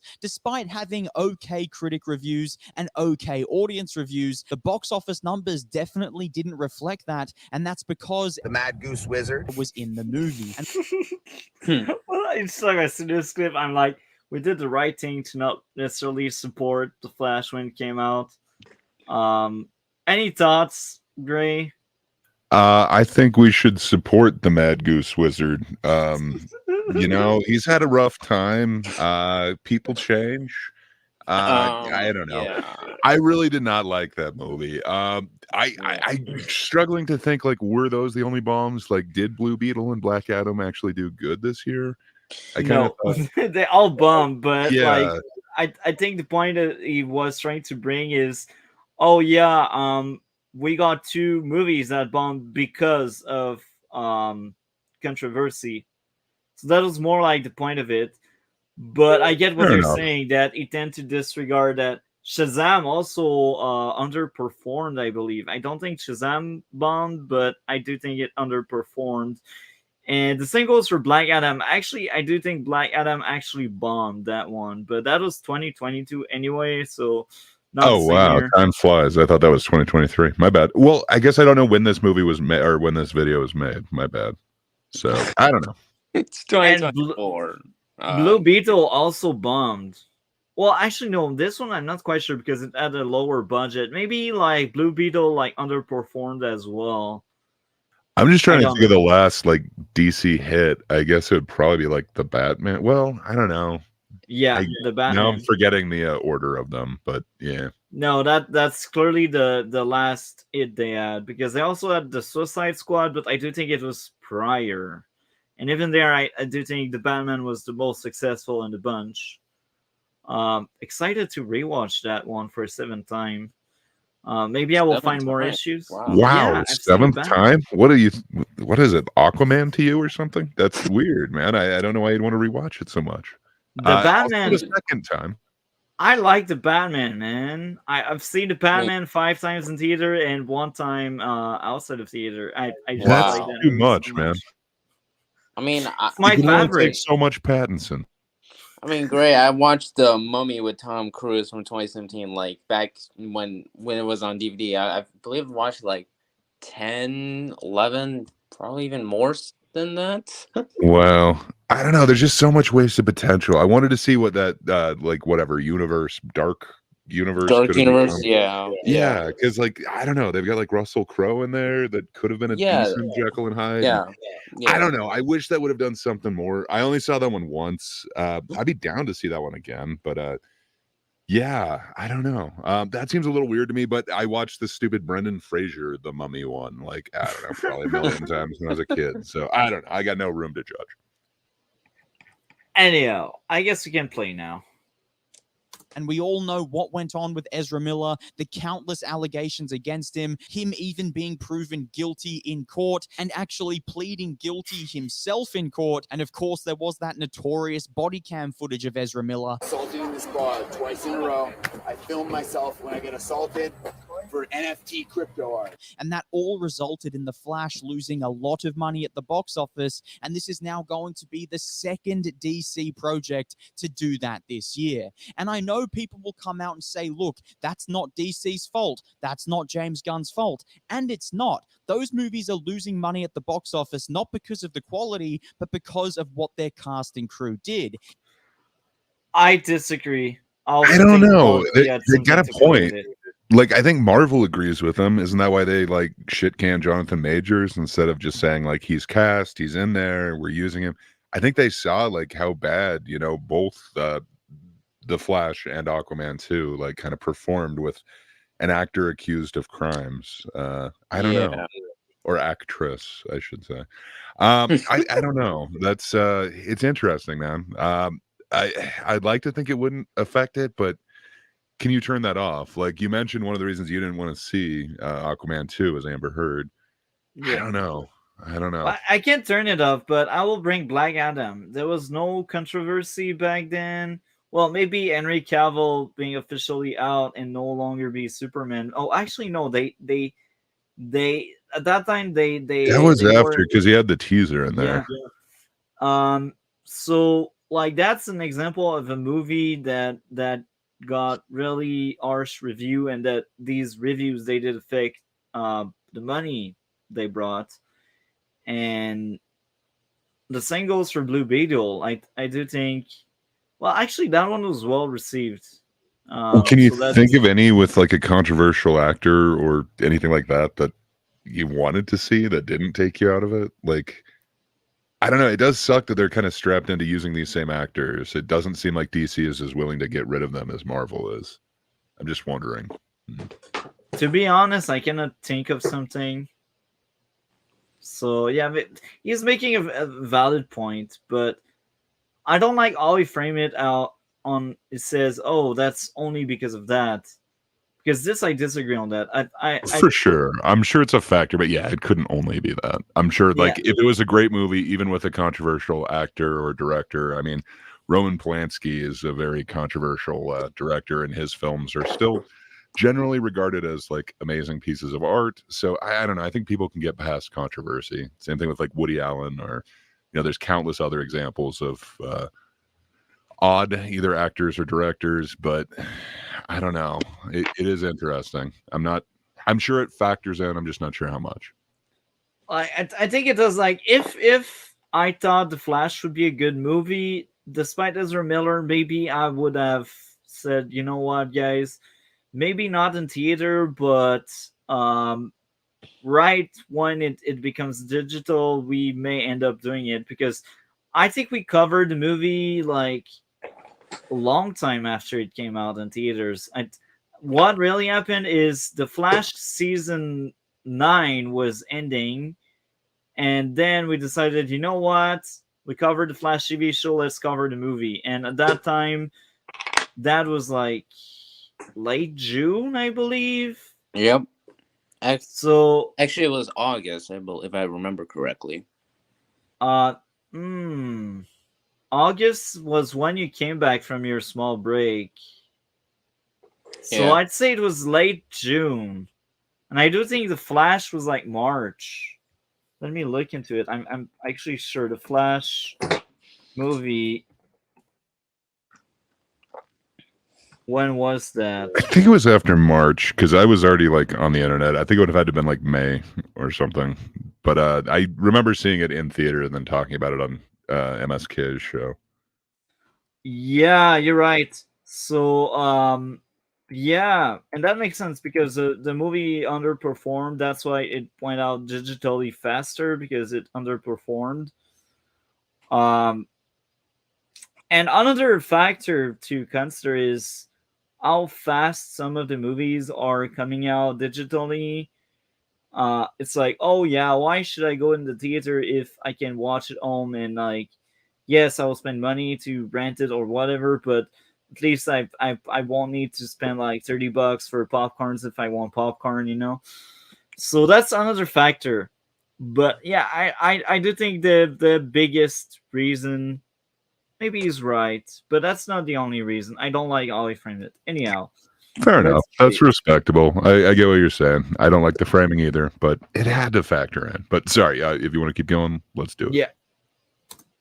However, DC were already in a bad position leading into these movies because of what DC did, as DC never quite found their footing as a universe with their DCEU or DCU, whatever they want to call it now. They never quite found what they wanted to do with that universe, never had a coherent vision, and their movies reflected that. They put out a lot of horrible projects, movies that were nowhere near the quality of other superhero movies coming from the MCU, and DC were honestly in a horrible position with the stories they were telling and their ability to create a good film. I agree with everything you said. Any thoughts? Batfleck, though. Batfleck. I like Batfleck, but So do movies I. he was in were bad. I mean, he wasn't bad. He was actually one of the best parts of the movie. It wasn't the best part of a bad movie. Good movie, but yeah. And now I'm not talking about Justice League, I'm talking about BVS. But it's like, I feel like the reason why is because more people constantly kept comparing it to the MCU and kept saying, where in reality, some of their criticisms on the DCU also apply to the MCU, like BVS's violence and Batman killing people. I mean, MCU has done the same thing. I mean, look at Avengers 2012. They had like a bunch of people die, and they in the Avengers didn't care. Same with Man of Steel. So it's like, you see, that's kind of where the criticism kind of just throws you off, at least for me, because it's like the more criticism I keep hearing about the DCU, at least the early ones, kind of got to a point where I'm like, the MCU should have the same criticism, but they don't. And that's when I realized, yeah, these people are just hate DC for no reason.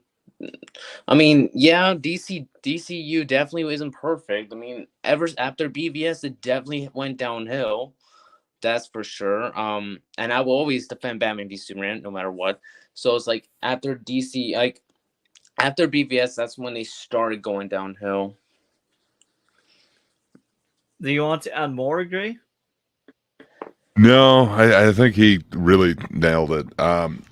I think they, well, okay, yes, I guess I do want to add one thing.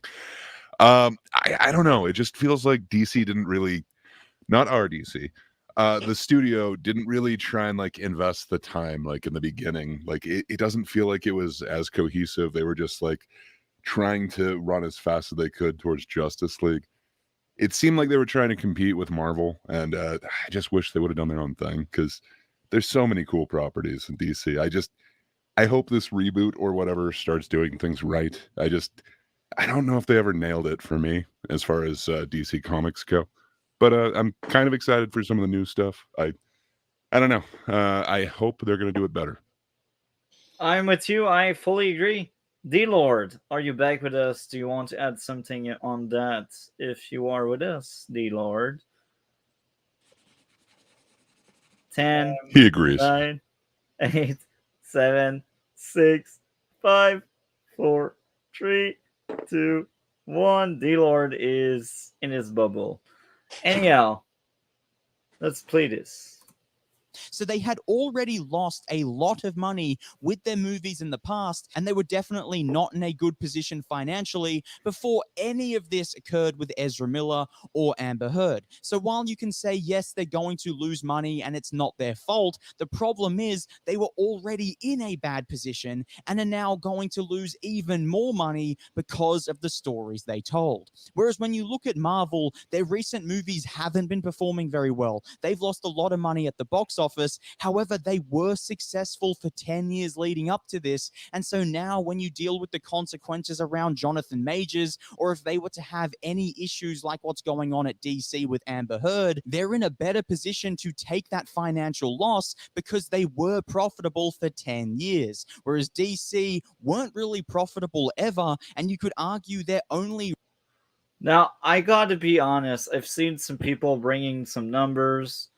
If you really look into it, individual movies, they don't necessarily bring that much money because a lot of them bomb and such, but the big hit, they do compensate for all of the failure they had. And if you really look into numbers, I do think it kind of evens out, and it's actually a bit successful because at some extent it did brought a bit more money than it lost if you look at the entire library.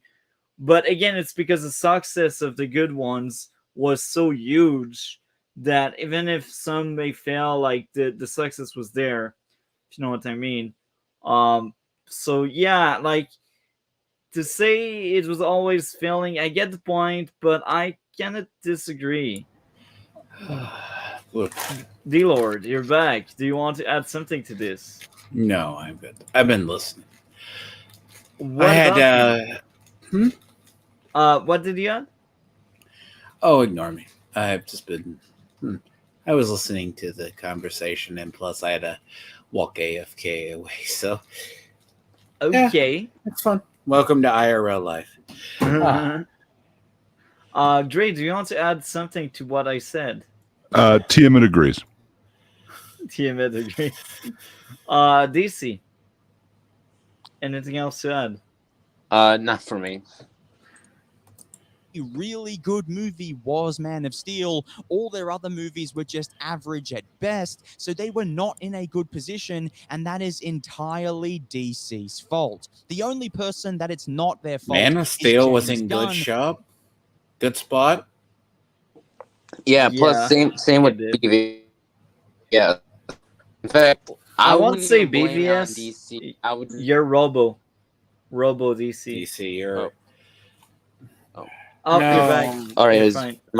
no, am I better? no. Let me But- say this though: the idea they say, well, you're talking DC, right? Is the problem with the DCEU versus the MCU is what they had to work with, and it's always been borderline cursed. So. So the thing with this is what people never understand, right? Like Mainly MCU fans, but yeah. the MCU has always been able to build a brand and have it be good, get it on the realm. So the idea was always to set up a Justice League. Henry Cavill's part of a problem because he didn't like the script with Superman. Because, like, I will say this, and you can find this. He was like, why does Batman beat Superman? He shouldn't do that. says the fucking custodian tourist. By the way, he's a custodian player in 40K. Which is fine.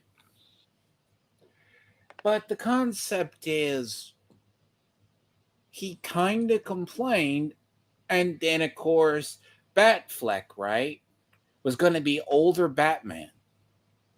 So Dawn of Justice was meant to be the start of a trilogy, but didn't really work out. And a lot of the films would have been, because Batman 2, right, which would have been the other, would have been him fighting Deathstroke. Eventually that got canned. Then, of course, they tried to reboot everything with Flashpoint. Not Flashpoint, but the Flash movie. And that was delayed a couple of years. Yeah. As you can get. And the thing is, a lot of DC's inherent issues, right, is, to be fair, it's what it is, right? It's like, where do they go? Because they have had to build from it.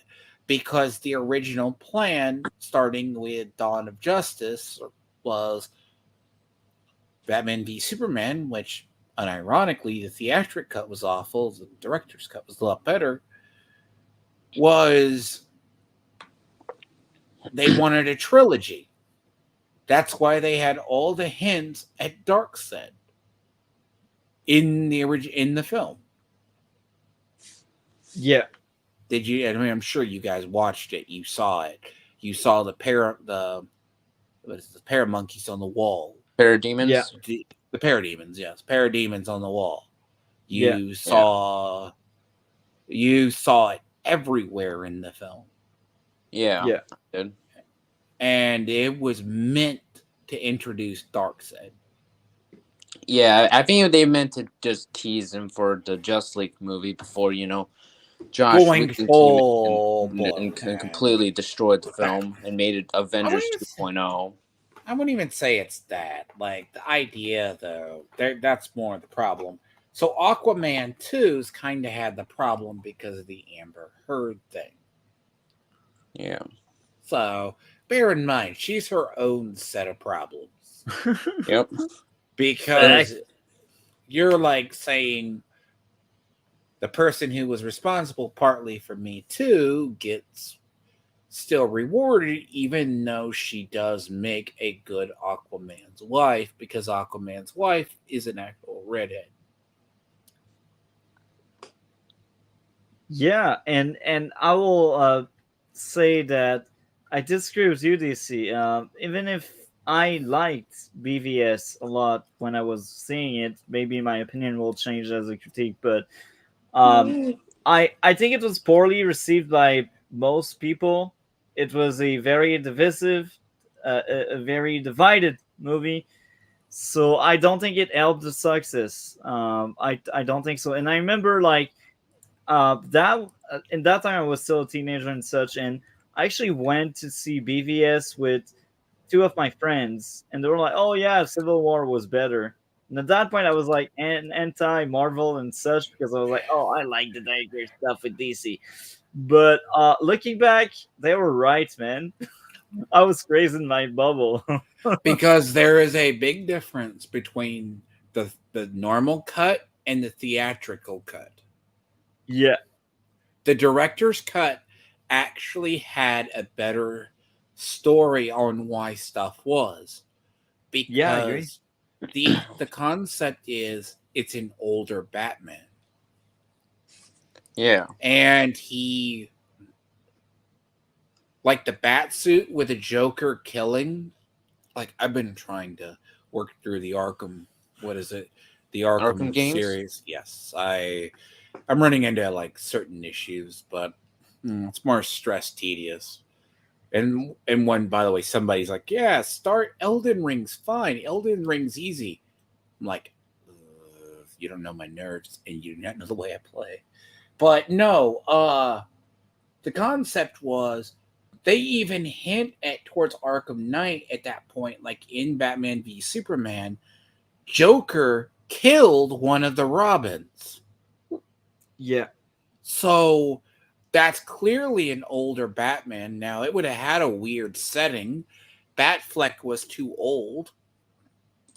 It's kind of like a James Bond actor has to be good for almost 7-8 years. Yeah. So I didn't think it was that bad of a story, but I mean, Flash and Aquaman were always going to be side characters with the Trinity at the center. Yeah. To be fair. But then again, I also like the Batman. I don't think you liked it. The Batman? Dude. You missed it, that man. He part. said that he's seen it 7 times already. Six times. I'm looking 7 forward to times, the man. He's seventh. waiting to watch it for the 10th time. Did he actually like the Batman film? He loves Hell him some yeah! Pattinson. Yeah, He That's likes my young favorite Batman. a Batman few things movie. he does enjoy. One, a few things he does enjoy. Now, That's I my have favorite heard. Batman movie. Now confirm this for me. He has enjoyed season 2 of Halo. Well, okay. He this told has me they changed. turned everything around and it's amazing. And I would be fully on board. No, I'm just kidding. He seemed to like it more. I don't want to speak for Multi. Sorry Yeah, for speaking over you. So the first 2 episodes I thought were much better than season 1, but I think I have these blinders because the moment I've watched episode 3, I was like, oh shit, okay, there we go again. But it has potential. It's not good, but it has potential. Yeah, it's okay. I know. I was teasing the thing about Master Cheeks. Okay. Cheeks. Wow. See, the thing is, no, there's just things. No, but like the DC films have all been kind of cursed. There's no way to actually get a good lineage of films. At least Marvel was able to maintain it up until about Endgame. Because right before Endgame came out, as a prime example, you already know Robert Downey Jr. and Chris Evans were going to be out of the roles. Yeah. They already said we were done.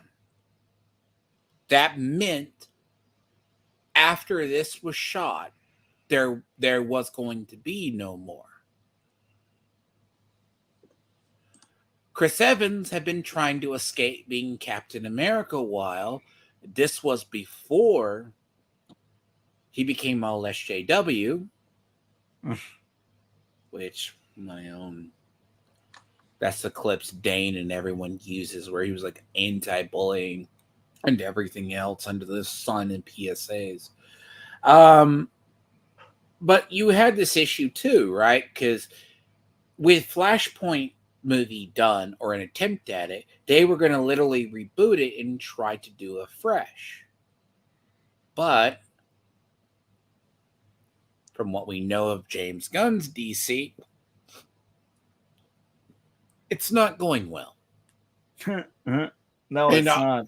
I'll be very honest. I don't mind. What is it? Corn Sweat has been confirmed. Yeah, it's been He confirmed. looks like a young Cavill, man. Like it's kind of a That's crazy actually how good. close. He does look good. He does look good for the role. Like, I gotta agree with our friend of our show on that. But it's all gonna be how they handle it. Because I don't like you're gonna reboot the DC universe with the Gods and Monsters trilogy. Yeah. Monsters do not. Okay. Justice League Dark has its moments, but it's not good. Okay? DC might know what that means. Do you? Can you repeat it again? Because Justice League Dark. Yeah, I know about That's the magic side with John Constantine. Yeah, the more like the Swamp supernatural, Thing. the more yes. Yeah, basically the supernatural, the more horror theme heroes like Swamp Thing, Man Bat. Yes, he's a member of the group or was. Zatanna, yeah, I'm familiar. And with actually, them. what's funny is Zatanna is one of the most powerful people in DC ever. But Gets beaten by she Joker. is powerful, though. I know, I know. I know she's powerful, but yeah. I But the mean, that's kind of one concept aspect with is these. no, Go on. that's what I'm saying. The concept is Marvel never does supernatural good as well. Actually, they have, believe it or not. There's What a do you few mean, teams. Dracula? No, I mean they Wolverine made. versus Dracula? I mean they made the character Blade, who is supernatural. Yeah, I was gonna say those Blade movies are classic, man. Well, 3 kind of sucks, but those first 2 are pretty badass. Okay, Yeah, and the Wesley Snipes ones, I'm talking. And so the idea he's going to start with gods and monsters, I get with like I didn't mind the Black Adam movie, but the Black Adam movie was like 7 or 8 years too late. That's true. I agree. Because Black Adam is a really good like anti-hero. Yeah. Now, you would have had to done something really different with Shazam, because here's the thing. If I told you the storyline James Gunn wants to do, you need to watch the animated movie. They want to do Kingdom Come. DC knows what that is. Yeah, I know. I hope you do. Yeah, I've heard of that story. Kingdom Come, you need to read. That's is the one where Clark has lost everyone and No, Batman turned evil. No, I believe that's Injustice. Kingdom Come is when Superman and Shazam fight. And you want me to okay, so it's set in a different future. It's an Elseworld story that is more dystopian. A lot of the heroes have retired. Batman's gone public with his identity, stuff like that. It deals with the World War III storyline. Metahumans have gotten out of control. Certain younger heroes have gotten out of control. It does culminate in a big fight at the end that it's Shazam that has to stop a nuclear bomb, but it winds up vaporizing a lot of people. It has very ironic and iconic Alex Ross art. Yep. Yeah. And it's always been considered the future of the DC universe, but New 52 stopped it. If that made sense. New 52 was building towards that. Now, that's what James Gunn wants to do, but he doesn't want Cavill. He doesn't want Gal Gadot. Gal Gadot is a very good Wonder Woman. Jason Momoa, personally, I'd rather see him as Lobo, but same. So enough of that tangent. That was a very fun tangent, but we are almost done with this video. I'm curious to hear out the rest. Because he just took this position as head of DC and he hasn't had any opportunity to have any creative control over what's going on at the company. Wow. And now he has to deal with what's going on with Amber Heard, has to deal with what's going on with Ezra Miller. And so that's not his fault. However, he did make the crucial decision of getting rid of Henry Cavill. And I'm sure he really regrets that now, because he would be the only actor that could bring any sort of positivity to the DCU. Are we on board with that? No? Okay, why It's a bit of an overstatement. You could always go with an unknown. I think that Corden Sweat is pretty much like an unknown. I know I've seen him in something else, but I couldn't pick him out of a lineup before this.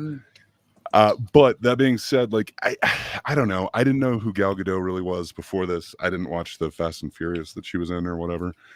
All of a sudden she became Wonder Woman, and that's really what made her. I think you could do that again if you get a celebrity kind of on that level, and I think that's kind of what they did with Corn Sweat. So I'm excited to see what they're going to do. I don't think you need a big name in there. I think Momoa was a big name when they brought him in. So here's the thing. There is several versions, right? Because I think the Barry Allen Flash, hate as much as I say it, Ezra Miller was a decent modern Flash. No, he wasn't. I agree with DC. I We hate may Ezra disagree on the Miller. era of comics. Crazy though. Miller, Dayton Miller. No, before he went crazy. Even before he went crazy, I hate The this thing actor. is, look, Tony Stark, Patrick Downey Jr. is a good Tony Stark because he comes off as an asshole, and Tony Stark's an asshole. The concept of they had actually some of the good roles. Now, Wonder Woman can be strong, but as well as be an actual female and a woman. Gal Gadot fit that role. This I agree. Because that's what's the funny part. When you actually talk about there was no female representation, most people didn't disagree. Like, she was good. She fit the role. Yeah. That's why there is an issue with the current run of Wonder Woman where they're changing her around. And last I heard of it, it's still very divisive. And that's Can I ask you guys, was I just out of the loop? Did you guys know who Gal Gadot was before she was Wonder Woman? Or is I that knew what who No, she was. I had no idea. I knew who she was. Okay. Well, it seems like the majority of us didn't. So I don't know. I think if they did that again, like you could, as long as the movie was good enough, which I think the first Wonder Woman was, you could definitely make a star out of somebody with this. But the thing is, they need a trinity. And this is what's going to be James Gunn's problem. Superman Legacy, you don't know the time period. And him not knowing, him choosing to get rid of both Gal Gadot. Now, this is just the rumors. That's why I said kind of lies when he became the head of the studio. He could have canned. It was Zaslav who canned the Batgirl film entirely, and it was nearly finished.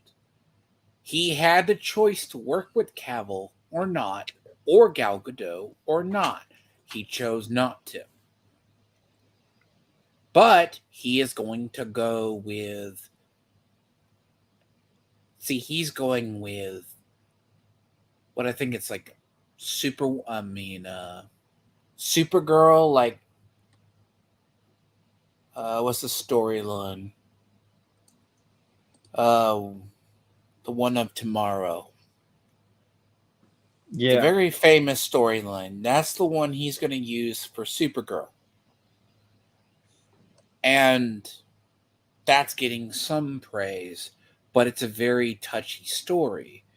And DCEU has always had issues. And the problem is James Gunn did have calls when he took over DC that gave him reins. He's chosen an arc, and it's not been good in its execution. He maybe didn't have control over the Flash movie, but he has control over the side. He could have chosen to go with Henry Cavill because Henry Cavill was promised the role of Superman again, and then it got shot down. Yeah. That's from his side as well, and it confirms with DC Studios. So how much control he actually has now is kind of iffy. So if someone says he doesn't have it, he could easily get Gal Gadot. Gal Gadot has said, like, when an actor or actress has to find out they're hinted at that they're alive or they would work with them, you got a problem between a studio and their actors. Yeah. And that's what DC has. Marvel now has that problem. That's why all the Marvel films are failures to launch now. But tangent aside, I hope that explains it, because him saying he has no control over where DC's going. Hold on. I'm going to look this up before I what is it? James Gunn, right? Yeah. While we're on this subject, he is talking about. Let me see, his planned films. And he's already started.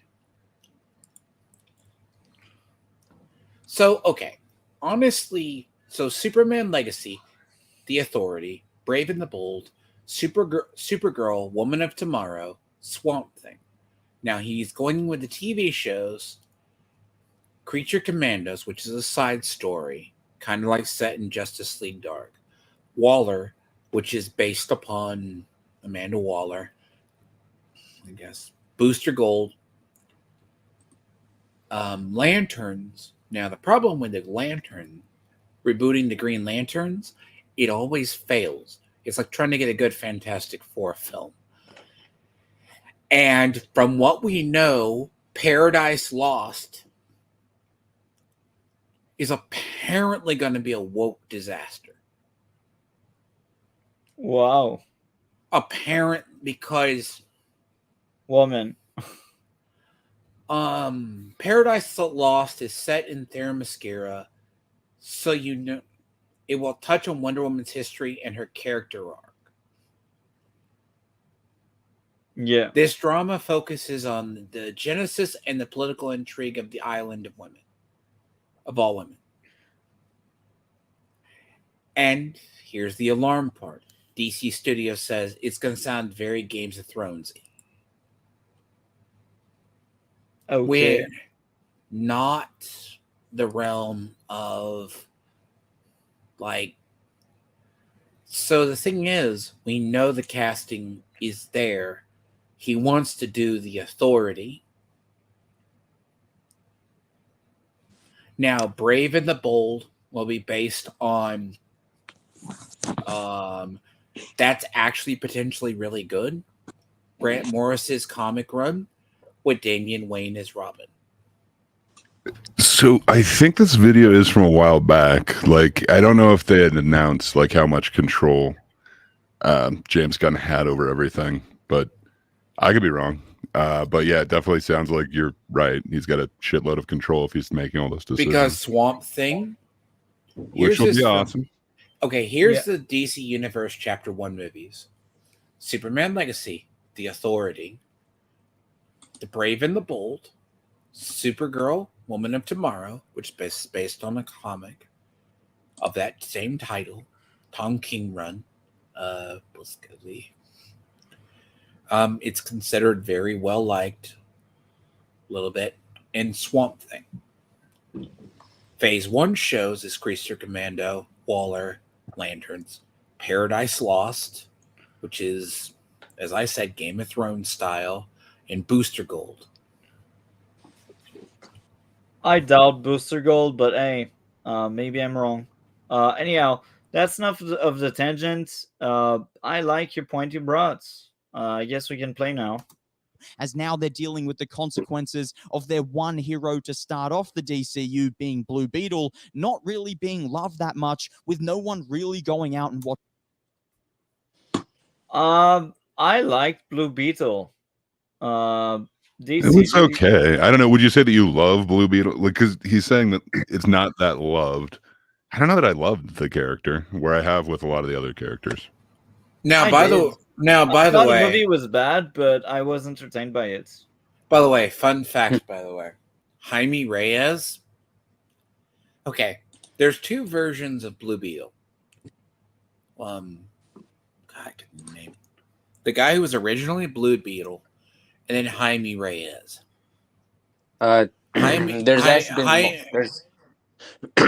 There's Dan Garrett, the original, aka the first Blue Beetle. Then there's Ted Kord, the second Blue Beetle, and then Ted Kord is the big one. Ted Kord, everyone knows. Everyone goes back to Ted Kord. I think only DC fans who are actually more into the obscure characters are more familiar. Not really, but like Ted Kord goes as Ted Kord is still referenced in the comics, but the idea of Jaime Reyes has what is his name? Blue Beetle? That's exactly when he was. He has been. When was he introduced? I can pretty much tell you when he was introduced. 2006 Infinite Crisis 3.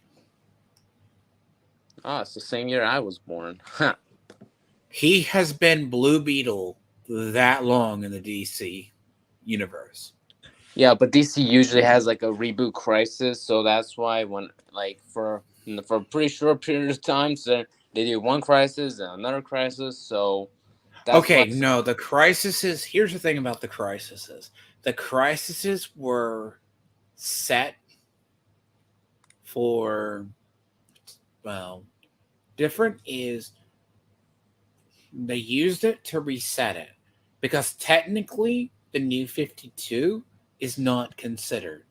So Jaime Reyes, right, was introduced as was retcon expanded upon in the mythos, right? So it gives him that Super Sentai look. And no one really hates Jaime Reyes as Blue Beetle because there's a lot missing that Batman helps him. Like, it's not that bad of a film. In reality, it's just, I want to put it, it's very outlandish and very Mexican and kind of borderline ethnocentric. But, like, that's where he missed it. Because most people only know Blue Beetle as Jaime Reyes at this point. Yeah. And Ted Cord is kind of in the mythos, but he is retired. Does that make sense? It does. Because it's only like in weird, odd stories. But it's the same thing with like Miles Morales and like a whole bunch of the other ones. I'm sure it has to do with not wanting to pay the original rights. So like you can kind of pay lip service to the other one, but this one was created in 2006, I think he said. So they've got full rights to Jaime Reyes and his version of it. The origin you is would even have different. to explain no, because the original one used the Scarab, but the I know, but Scarab completely wasn't different. They did this one like alien tech. It wasn't originally, well, I don't know if it was originally alien tech, but it was not the exact same origin. It's interesting, man, but I think it has a little bit to do with rights as well. But it's like DC was saying, it's kind of an obscure character. So why did I don't know if you really have to pay that much homage to one when since, you know, like 18 years ago or something like that, it's been this character. Like that feels like it is this character's turn then. But maybe I'm wrong. Well, it's until they decide to kill him off or transfer it, because the idea, that's actually the big thing with Jaime Reyes. Jaime Reyes has been known as that, and no one really has an issue. Because the problem is with DC, the JSA era was kind of retconned out after one of the crises. And like they briefly talked about it in Doomsday Clock, which would be a really good series if they translate forward in the run of the comics. Yeah. Because it's I can sum up Doomsday Clock very easily. Doomsday Clock is what if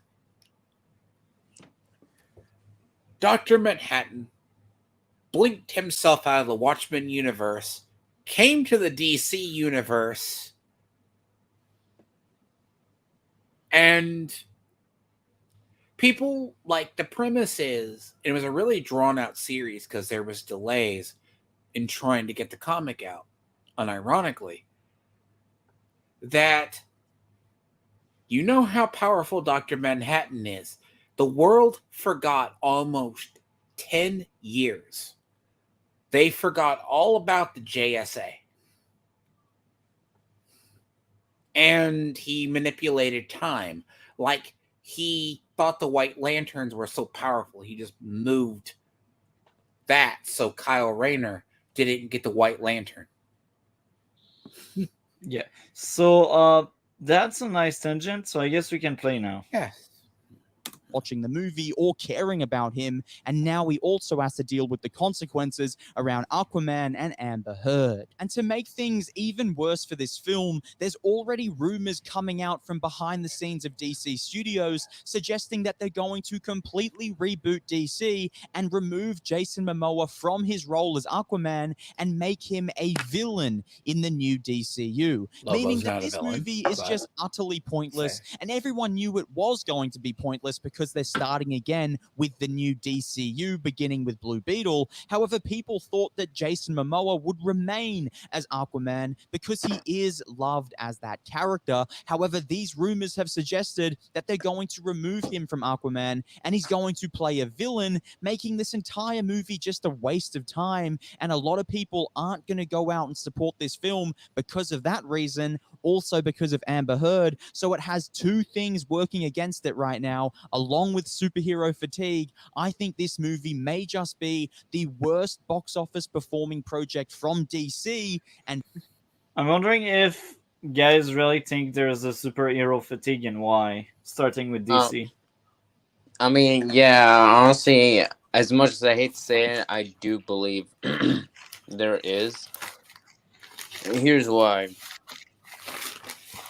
Obviously, I almost have you guys should know about my despise for the Marvel Cinematic Universe, and I do believe that's the primary source, because I'm going to be honest, I think Infinity War and Endgame were pretty underwhelming, and I think it just showed how Marvel clearly cared more about their own personal, film than actual comic accurate stuff, compared to, say, the DC EU, at least in the early movies. Specifically BVS and Man of Steel, which I'm going to constantly compare with those two. And I think a lot of people kind of felt more. And then later on, the MCU had the infamous Spider-Man No Way Home, which even I pointed out how, but even months before it released, how the film really sounded really bad, how it was going to destroy probably half the other Marvel movie universes that aren't the MCU, like the Fox and the Sony, and then literally, not even that few months, not even a few years later, literally the next year and a few months later, we had Doctor Strange and the Multiverse of Madness, where again all they're doing is just bring back old Marvel, because I believe the MCU has become so incredibly lazy to a point that they can't hire new people. It's essentially, let's just say we're gonna make a Mortal Kombat movie. We're gonna use the actors from the previous one and connect them all because we're gonna be too lazy to actually write some new stuff, even though By the it's way, really Mortal Kombat 2 is in the works and already halfway scripted. Yeah, I was just using, Wow, I was disgusting. I was just using that as an example, but yeah, it's that's kind of why the MCU. I think the MCU is in a way kind of has sort of killed superhero fatigue, because when I think of pre-MCU superhero movie, pre-MCU, I think of Dark Knight, Batman Begins, Superman. We had these movies, iconic films. It's these were actual good superhero movies that actually didn't rely on multiverse crossovers. Just to essentially just merge just because you want an entire Marvel or DC universe. It's and another thing is, it's going to be impossible to now incorporate the storylines from the comics, because in the MCU they're planning to do the X-Men now, but I think deep down they really should not, because they can't incorporate any X-Men story. Sorry, that's true. They really can't, especially this far into the MCU. They really can't. Around early MCU, yeah, that would have been fine. But this long, no, not even close. And same with and yeah, and it's what I just heard about Jason Momoa not being casted. Okay, it's fine if you're gonna do a different cast, but if you're trying to make your own own DC cinematic universe, but then it's like why? But then it's like I believe I heard that some actors are. But then why is John Cena returning as Peacemaker in the DCU? So it's like it makes at I that think point I him feel and like Harley Quinn are like the only crossovers, but I could be wrong. I was originally I was thinking, is there like any character that was announced to return for DCU, and I was like, oh yeah, Peacemaker, John Cena. That's when I realized. I really hope James Gunn knows what he's doing, but given his track record with the Guardians of the Galaxy movies, which by the way they suck, it's like no, I don't think he knows what he's doing, especially when they're essentially saying they're not bringing back Jason Momoa. It's like, so you're bringing back John Cena as Peacemaker, but not Jason Momoa or Gal Gadot. It's like first of all, I think Gal Gadot and Jason Momoa are far easier because they're actual actors and have been doing it for years. No disrespect to John Cena, I love him in the WWE, but I think more people are more familiar with him from that than they really are with him as an actor. Plus, from what I've seen of John Cena in movies, he's more of a comedy actor, which works for him, and I yeah, I mean works for him. As an actual superhero story, no, but it just boggles my mind that they're bringing back John Cena, not the other two actors who have been far longer in the superhero genre than Cena has. So it's like, why? And it's like, I think the DCU will fail probably on the first film. I think it's gonna bomb. Like honestly, it's like no matter what, I do not believe the DCU will work. Mostly because I feel like James Gunn's vision for a DCU makes virtually no sense. You know, my show is a perfect example. It's a crossover show.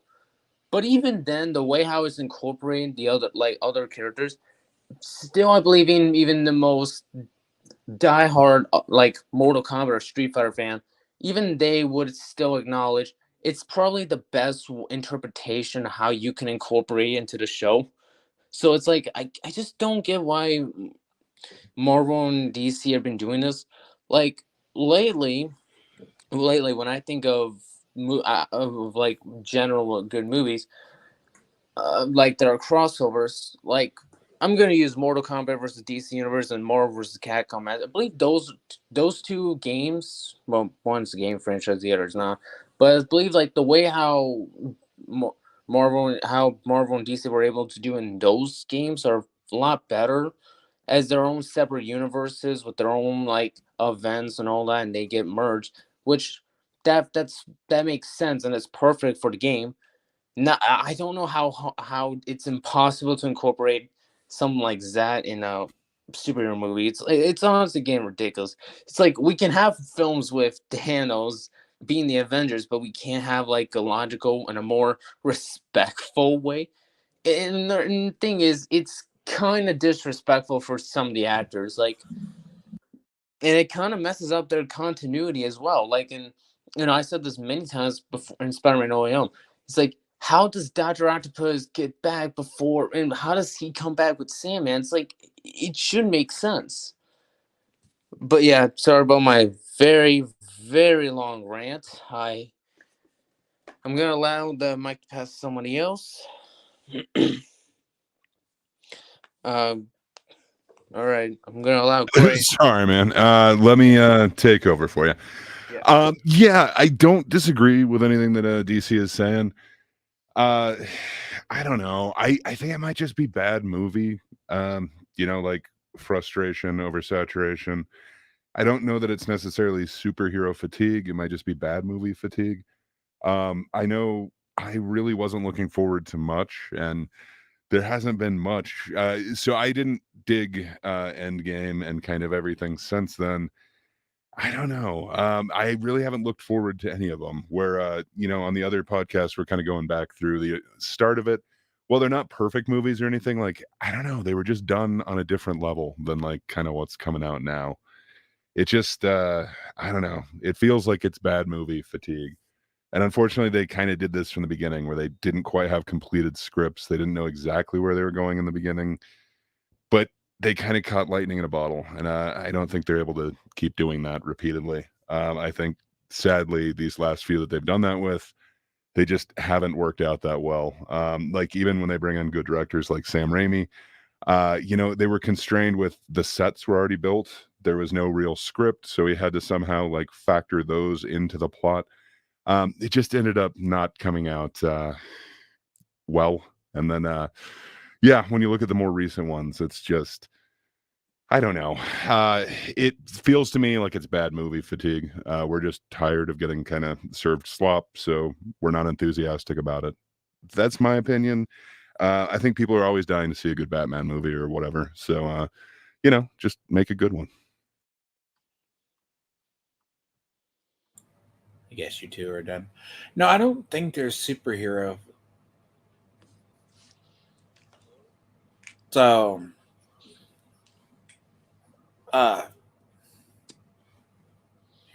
Go on. sorry. This second. Yeah, sorry to leave you hanging there and let's just start over. My bird started squawking. Yeah, I don't know. I definitely am not as enthusiastic. It does feel like they are kind of marching out some second-rate superheroes. I guess I would argue something like Blue Beetle, kind of like he was saying. I don't know. I didn't really know about the character, and I know about a whole bunch of DC characters that are amazing. I think they could have pulled a better one than that, but fair enough. They might have done it for a choice. They thought that this would fit a certain demographic, and if they really lean into it, maybe that would be good for it.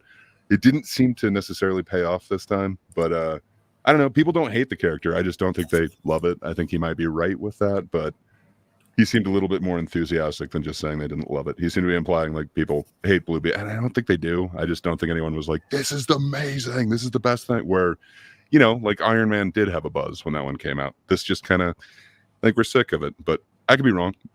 You back to him?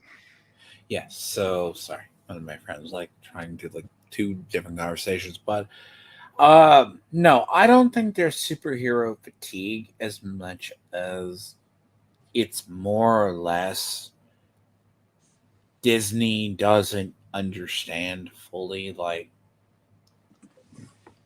it's been pretty much Marvel for a while. Like, you can get people burnt out on a franchise, basically. And that's what I think happened.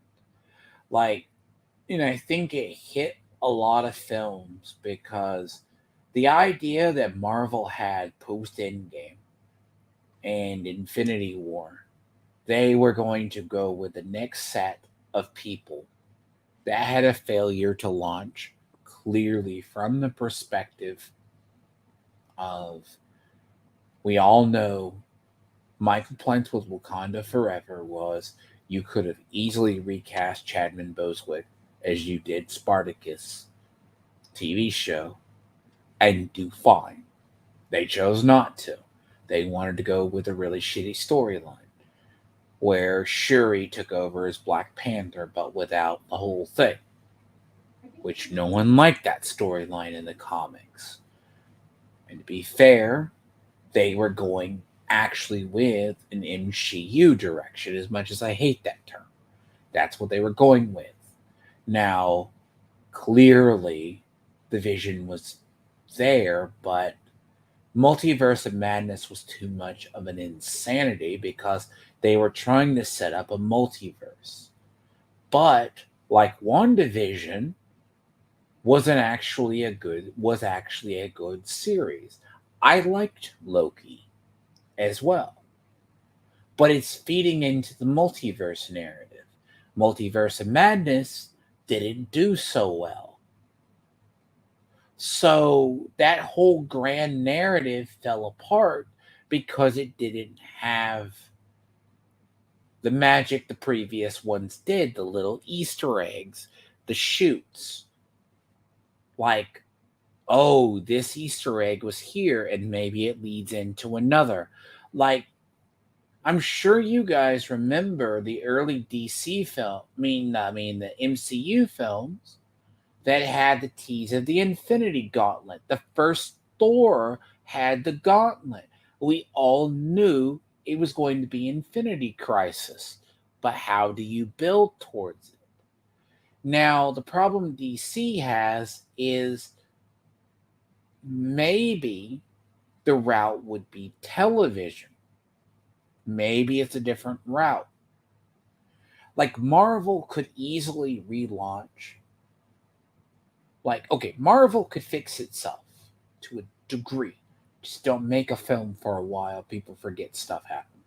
Like Deadpool 3 is supposed to be like Death of the Fox universe. I'll probably like that. So are you guys. But the concept with DC is DC has to get a point. But you cannot have it, and you need the whole thing. But you have a whole bunch of directors directing films that didn't know the comic source. It's Yeah, which I believe that just shows how. Look, it's fine if like they were telling him not to read because of how different it is. Like I believe that's what Sky Kimble did with one of the Walking Dead characters, but it doesn't work with the Marvel. It doesn't work with Marvel. Not only because I believe Marvel comics are a lot more written. There's a lot more information in say Walking Dead comics, so that's why it completely just makes it obvious why the MCU went downhill. And to be honest, I think it kind of showed even in the earlier movies that they didn't know how to read comics. Like I said, the Hulk in the MCU, if you read the Hulk in the comics, literally the Hulk in the comics is almost nothing like the Hulk in the MCU. Iron Man in the comics, Iron Man and Captain America's relationship in the comics is completely different than in the MCU. In the MCU, it's just a toxic relationship. That's what I like to refer to it as. Let's see what else. Like, and it isn't that they're making small changes for the story. They're just doing it because they don't care. I think they're doing it because they want to make it accessible for more people, and they want to make an adaptation and not necessarily the exact same thing. Does And I that like create that fatigue? idea. Huh? Does that create fatigue, though? Do you think it has superhero fatigue? To be honest, I think it's a word thrown out so often, just like woke, woke, woke, everything woke. I think superhero fatigue is the same thing. I do think there's a fatigue, but not necessarily superhero. I think there's a fatigue of bad movies or movies in general, because again, that goes back to what I mentioned before. I feel like every week there's a new big movie in theaters because they all want that golden goose. So I don't think it's specific to superhero fatigue. I'd like to say it's more of a movie fatigue because everyone wants that big blockbuster. Everyone. And of course, it will fall on superhero because there's a lot of superhero movies, but if there was really a superhero fatigue, would we really keep talking about it? What I mean by there is there's clearly traction around that. Otherwise, no YouTube channel would cover these movies. No other no channel would cover fandom or such things. The only reason like there's the initiative or Nerdrotic and the others, it's because these topics are topics that awakes interest in some people. So I don't think People are there's passionate about this. You're totally right, man. There's a passion on both sides.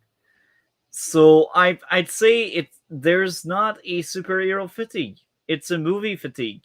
Because again, there's a big movie every week. I think 2024, based on what I've seen and heard, it's not as bad as 2023. But again, this year there's Dune 2. That's a big movie. There's It could be. Ghostbuster.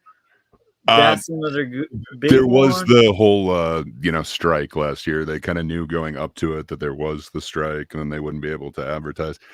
I don't know. And then, they also couldn't write anything for a bit.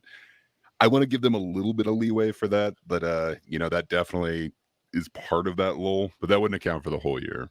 But, we don't have that going on this year. Yeah, and I feel like 2025, because we had the strike last year, will bring back a lot of production. And 2026 will be like 2023, where there's a bunch of big movies out because like lots of production were stopped. I think this is what we are getting, because basically 2020 we had illness going on and that shut down lots of production and such. This is why 2023 was so crowded by movies, because delays and cancellation and such. So I think 2026 we will have the same kind of stuff as we had last year, where there's a big movie every week. But again, maybe I'm crazy. Any thoughts on that before we play? No, I agree, man. I think that's a lot of the factors, and I think also, they're just rushing things out, and maybe they should take their time. Yeah, I'm with you, man. And you don't need to make a golden goose, because the more you seek for it, the less likely you will get it. The harder you try, that may sound crazy, but the harder you try, the less likely you get something. It's like you don't find what you're searching for. That's basically the idea. You stop searching for something, boom, it will fall in your hand. So yeah, I will play this now. Possibly any superhero movie ever. And the only positive thing for Warner Brothers and DC right now are their movies outside of the DCU, which continue to perform really well. As we recently saw the Batman, we also have the Joker, and now we're getting the Joker sequel, and we're also getting to see the Batman sequel with Robert Pattinson. And so those movies will perform strongly for DC. That's what they have going for them. However, their universe, as they want to call it, utterly sucks and is only getting destroyed even more because of all that's happening right now. Okay. Can I say this? DC, seem to be like, I think you would be the biggest fan of DC here. Do you think there's potential for this new universe, or do you see it as like they have nothing going for them, or are you excited for this kind of reboot of everything?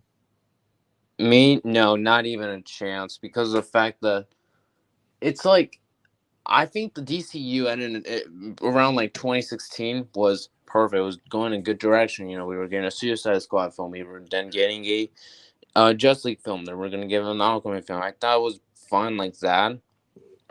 Maybe that's just my take, but I personally enjoyed it. Obviously, then it all failed and collapsed.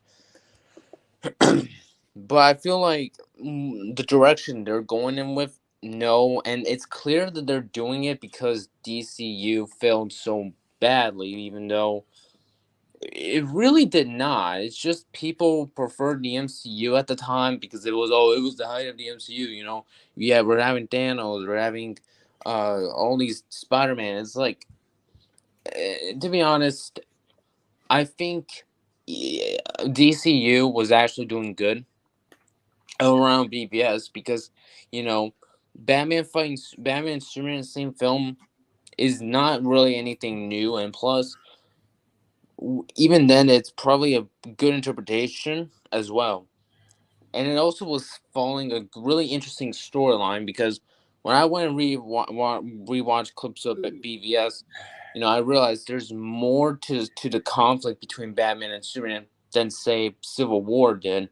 Plus, Infinity War was just made just so they can bring the Avengers back together. That's all the reason that film was made. Nothing to do with Thanos. Nothing to do with Thanos, because yeah, same. And then they have and Endgame was barely anything about Thanos. So that's why I feel like the DCU, I just don't have hopes for it. Plus, like I said, if they're bringing back John Cena, but they're not bringing back Gal Gadot or Jason Momoa, then what's the point of watching the DCU? I mean, I Lobo just could be personally, badass, man. Like, I like that, like, kind of morally gray character. Lobo's fun, but maybe that's just me. yeah, The yeah. thing too, Lobo's definitely a very interesting. Yeah, the Lobo's a thing you're very gonna interesting. find. Okay, can I say this?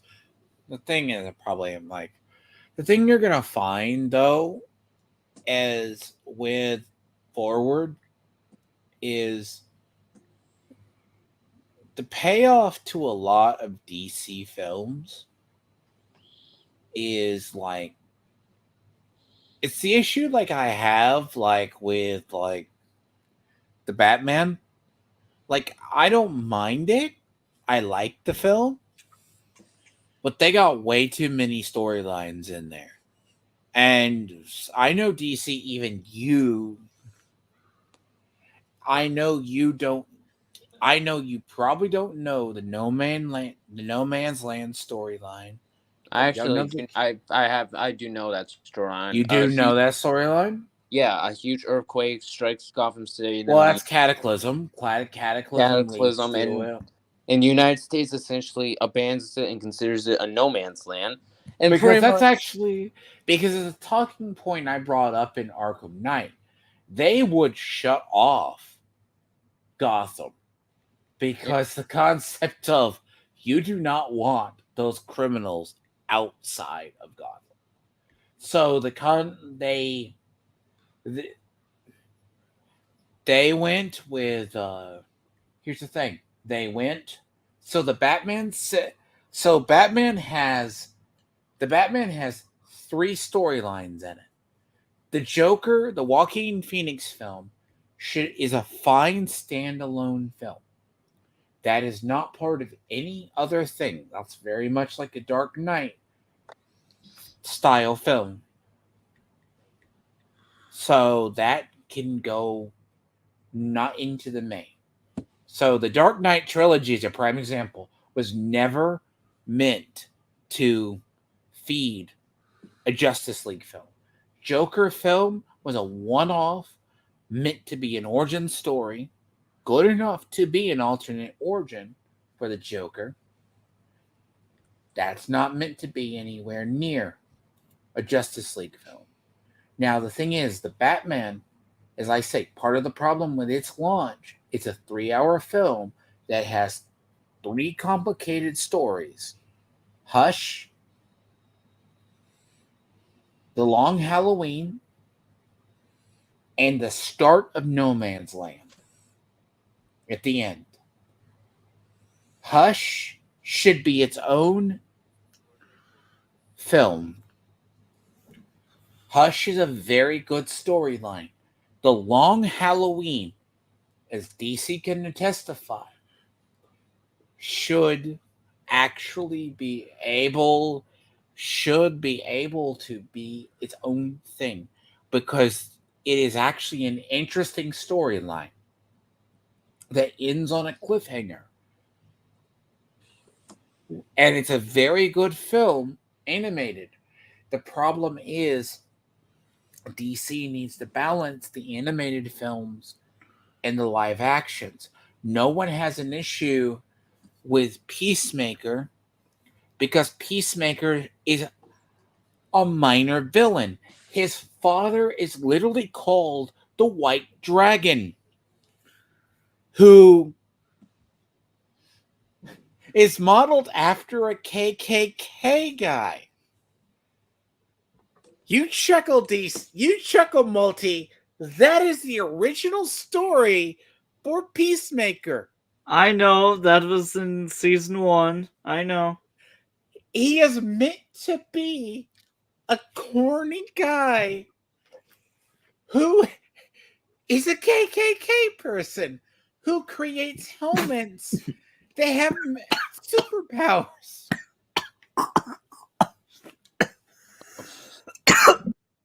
And the whole thing, right, with like Suicide Squad, the game, the original concept would have been fine if you didn't have the fan fiction in there of the 13 brainiacs they're going to have to kill, and the fact alone that the Harley Quinn somehow squeezes in a romance in about, okay, just to give you an idea. I don't think she'd have trouble finding romance. Okay, no, you missed the point. It goes Arkham Asylum, Arkham City, Arkham Knight. And there is roughly about 8 months between Arkham City and Arkham Knight. Harley Quinn is nowhere to be found. She's off on her own. Poison Ivy is in Arkham City, but she's more interested in her plans. So, and you have people who do fan fiction. So you have people who do fan fiction, right? And they're going to ruin. Now, I'm not saying that Joker 2 is going to be bad, but there is no Batman in this universe. So the thing is, the Batman film, we don't know what the full plot of number 2 is. They kind of dropped the ball on Hush, but if they continued along Halloween. So that's my whole thing there. That film, we kind of know it's getting reworked. So you made me choke on my water. Anyhow, You deserved it. a funny on which tangent part? there. On what part? Me splashing water on my computer, but apparently it's intact, so that's fine. So okay, what Oh, part? new computer down. What part did I make you choke on your water? That damn White Probably the Brian piece- shenanigans. It is. That's the origins of Peacemaker. Peacemaker is meant to be like a biker. What is it? Like he's like basically a biker. And he's literally called in the comics the White Dragon. Yeah, that is true. And it is one of his whole purpose is to make an order or a world order to restore the KKK to run places. I should not.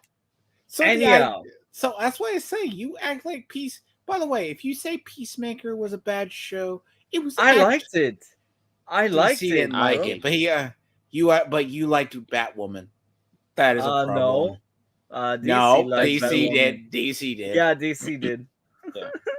Yeah. Plus, I computer Peacemaker because Robo DC. Robo DC. and Peace. Robo DC. Are you back, DC? Okay. Robo. Okay, it's better now. All right. So, like I said, Peacemaker said in the DCU before this James Gunn DCU nonsense started happening, and apparently there's a line where Peacemaker loses it over for Batman's moral, even though Batman in BVS killed people. So it's like clearly even James Gunn didn't watch the DCU previously. Shows the quality of that show, and yeah, Peacemaker, yeah, terrible show. Okay. But the dance number, the theme. The dance is amazing. The theme. Yeah, the dance, man. It grows on you. So this was what to expect from season 2. I liked that addition to tonight. That was a very Expect tangents and meandering. Yeah. And me being dead tired because I slept 3 hours yesterday. Coffee. With a small nap just before the stream. Anyhow, what do you have going on your channel, DC? I still don't have like ideas, but lately my videos have just been Marvel vs. Revenge the Amalgam songs, so that's like about it. I do plan to at least post tomorrow. I do plan to do a showcase some of my characters, but yeah, that's about it. That's like the only thing I have planned. Those 2 things. Okay. What about you, Gray? What do you have going on? Yeah, I should be having a stream sometime in the near future with Charles, the professional comedian, about AI comedy. Not sure exactly when that is, but yeah, I'll try to announce that on the channel. ahead of time. And then tomorrow is Thinkers every Thursday morning on that darn Kidda's channel. And then I'm actually going to be joining Tiamat on Friday for a fun stream on his channel. So, yeah, that's all I got going on in the next little while. And then I should be releasing a video soon. So, yeah, just keep holding your breath. Hell yeah. Good So- content. What about you, D-Lord? Outside of Gray appearance on your channel, what else do you have going I mean, on? I'm trying to rope him into. Hey, I'm Potential- roped into Friday, man. We said Friday. I'm trying to rope him into some potential drama. Yes. I expected to get hairy, maybe not, because you do not know. My section of the internet's been really interesting, but I've been trying to do streaming on games a little bit. I think next month I'm going to start Final Fantasy 7 and 8. But due to IRL anxiety and other problems, yeah, I'm having a little bit more issues getting through Arkham. Like, I'm actually, it's weird. Like, Arkham Knight, I'm having to chug out in 4 hours before I want to tap out. It's been interesting. No, but that is my plan. I'm working on that one, and I'm kind of been doing. I do two gaming streams a week, and I'm doing 2 commentary. But the special commentary, I've been trying to get Gray, LG, and Renowned. And it's going to be fun to watch. You might actually like it, Multi, because I'm going to be e-fapping a man who decided to become a detractor of Eric July. You're fapping a man live? No, I'm not doing that. That's you. Dane. we call it you know, it's the joke is these people have been e-fapping other people in the like Renowned and stuff, and this guy told on his journey why he's become a detractor of Eric July and tells on himself. And I feel it's only just someone from our side finally does something they do. Which, that's my plan on Friday, so Renowned should be there, and Gray will enjoy himself. And check my thing out. I talked today about enlightened centrist and third-party anarchists as far as themes. Basically, enlightened centrists don't like to take sides in a conflict, and they feel the need that they can blow over. Third-party anarchists act like concerned Karens who throw pipe bombs into stuff. It's been an interesting section because basically they don't have dogs in the fight. They just like to... So it is. I'll probably do that. You're more than welcome, Multi. It's going to be in the afternoon, so... When exactly Friday? 2 p.m. or 2 so. I p.m. gotta see when Renowned is doing it.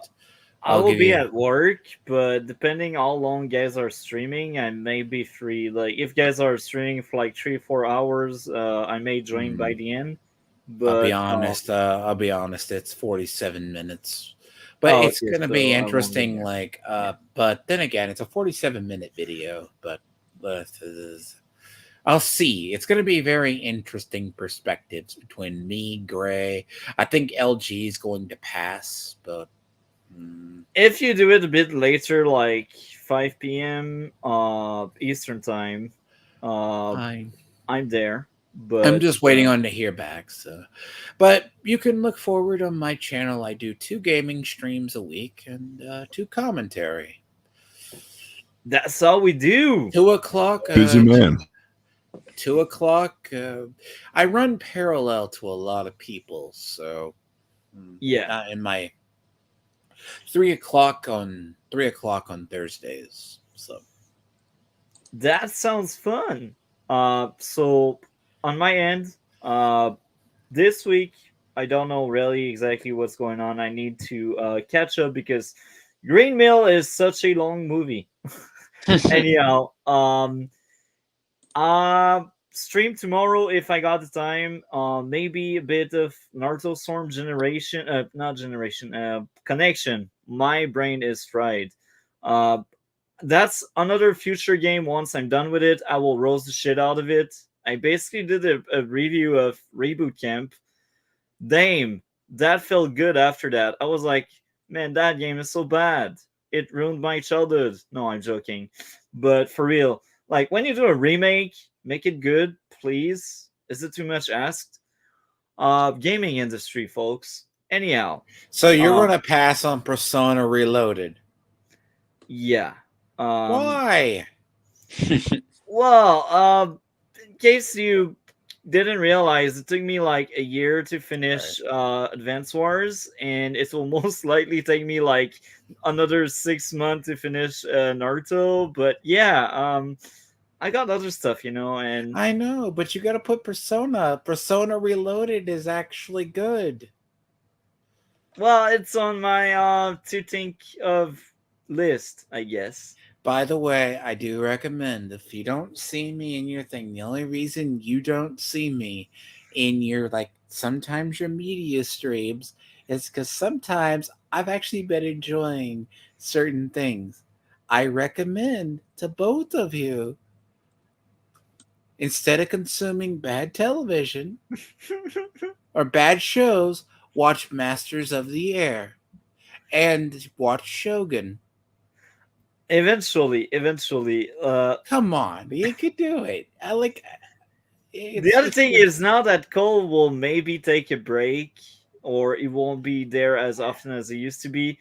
Like I will be most likely alone to cover shows. That's the other thing. Yes.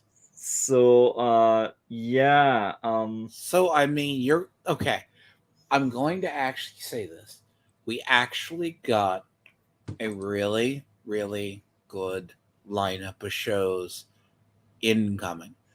And I am going to give Fallout the good series try. I don't have high hopes. We'll see, man. People were praising Halo, like it looks so good. I don't know. We'll see. Okay, here's the thing. Here's the thing. As I stated before, As you stated before, as I stated before, the thing about it is, right? An upcoming Magic set as well. This is a very busy time of year because there's usually a major set released along with right before. Yes, Fallout, the TV series, is going to be a little iffy. Is going to be interesting. I don't expect it to be entirely lore accurate, but I'm going to see how badly they butcher it. But it might be a relief from see, to be fair, Masters of the Air, if you want something really good, and if Gray wants to help out and others, which I'm going to run past him, is I'm going to have to do an episode by episode breakdown because there's actual history involved in the thing. There is literally, it's like a 50-minute episode with a blurb on one episode has the muster raid. Multi thinks history is boring. I don't think he's going to watch. I hate history. He hates history. That's so sad. But he, and then there's also going to be, I don't know when, Spartacus, House of Asher. That sounds fun. Anyhow, this marks the end of the stream. Yeah. Thank you a lot, guys. That was amazing. That was a season premiere. Excited about season 2.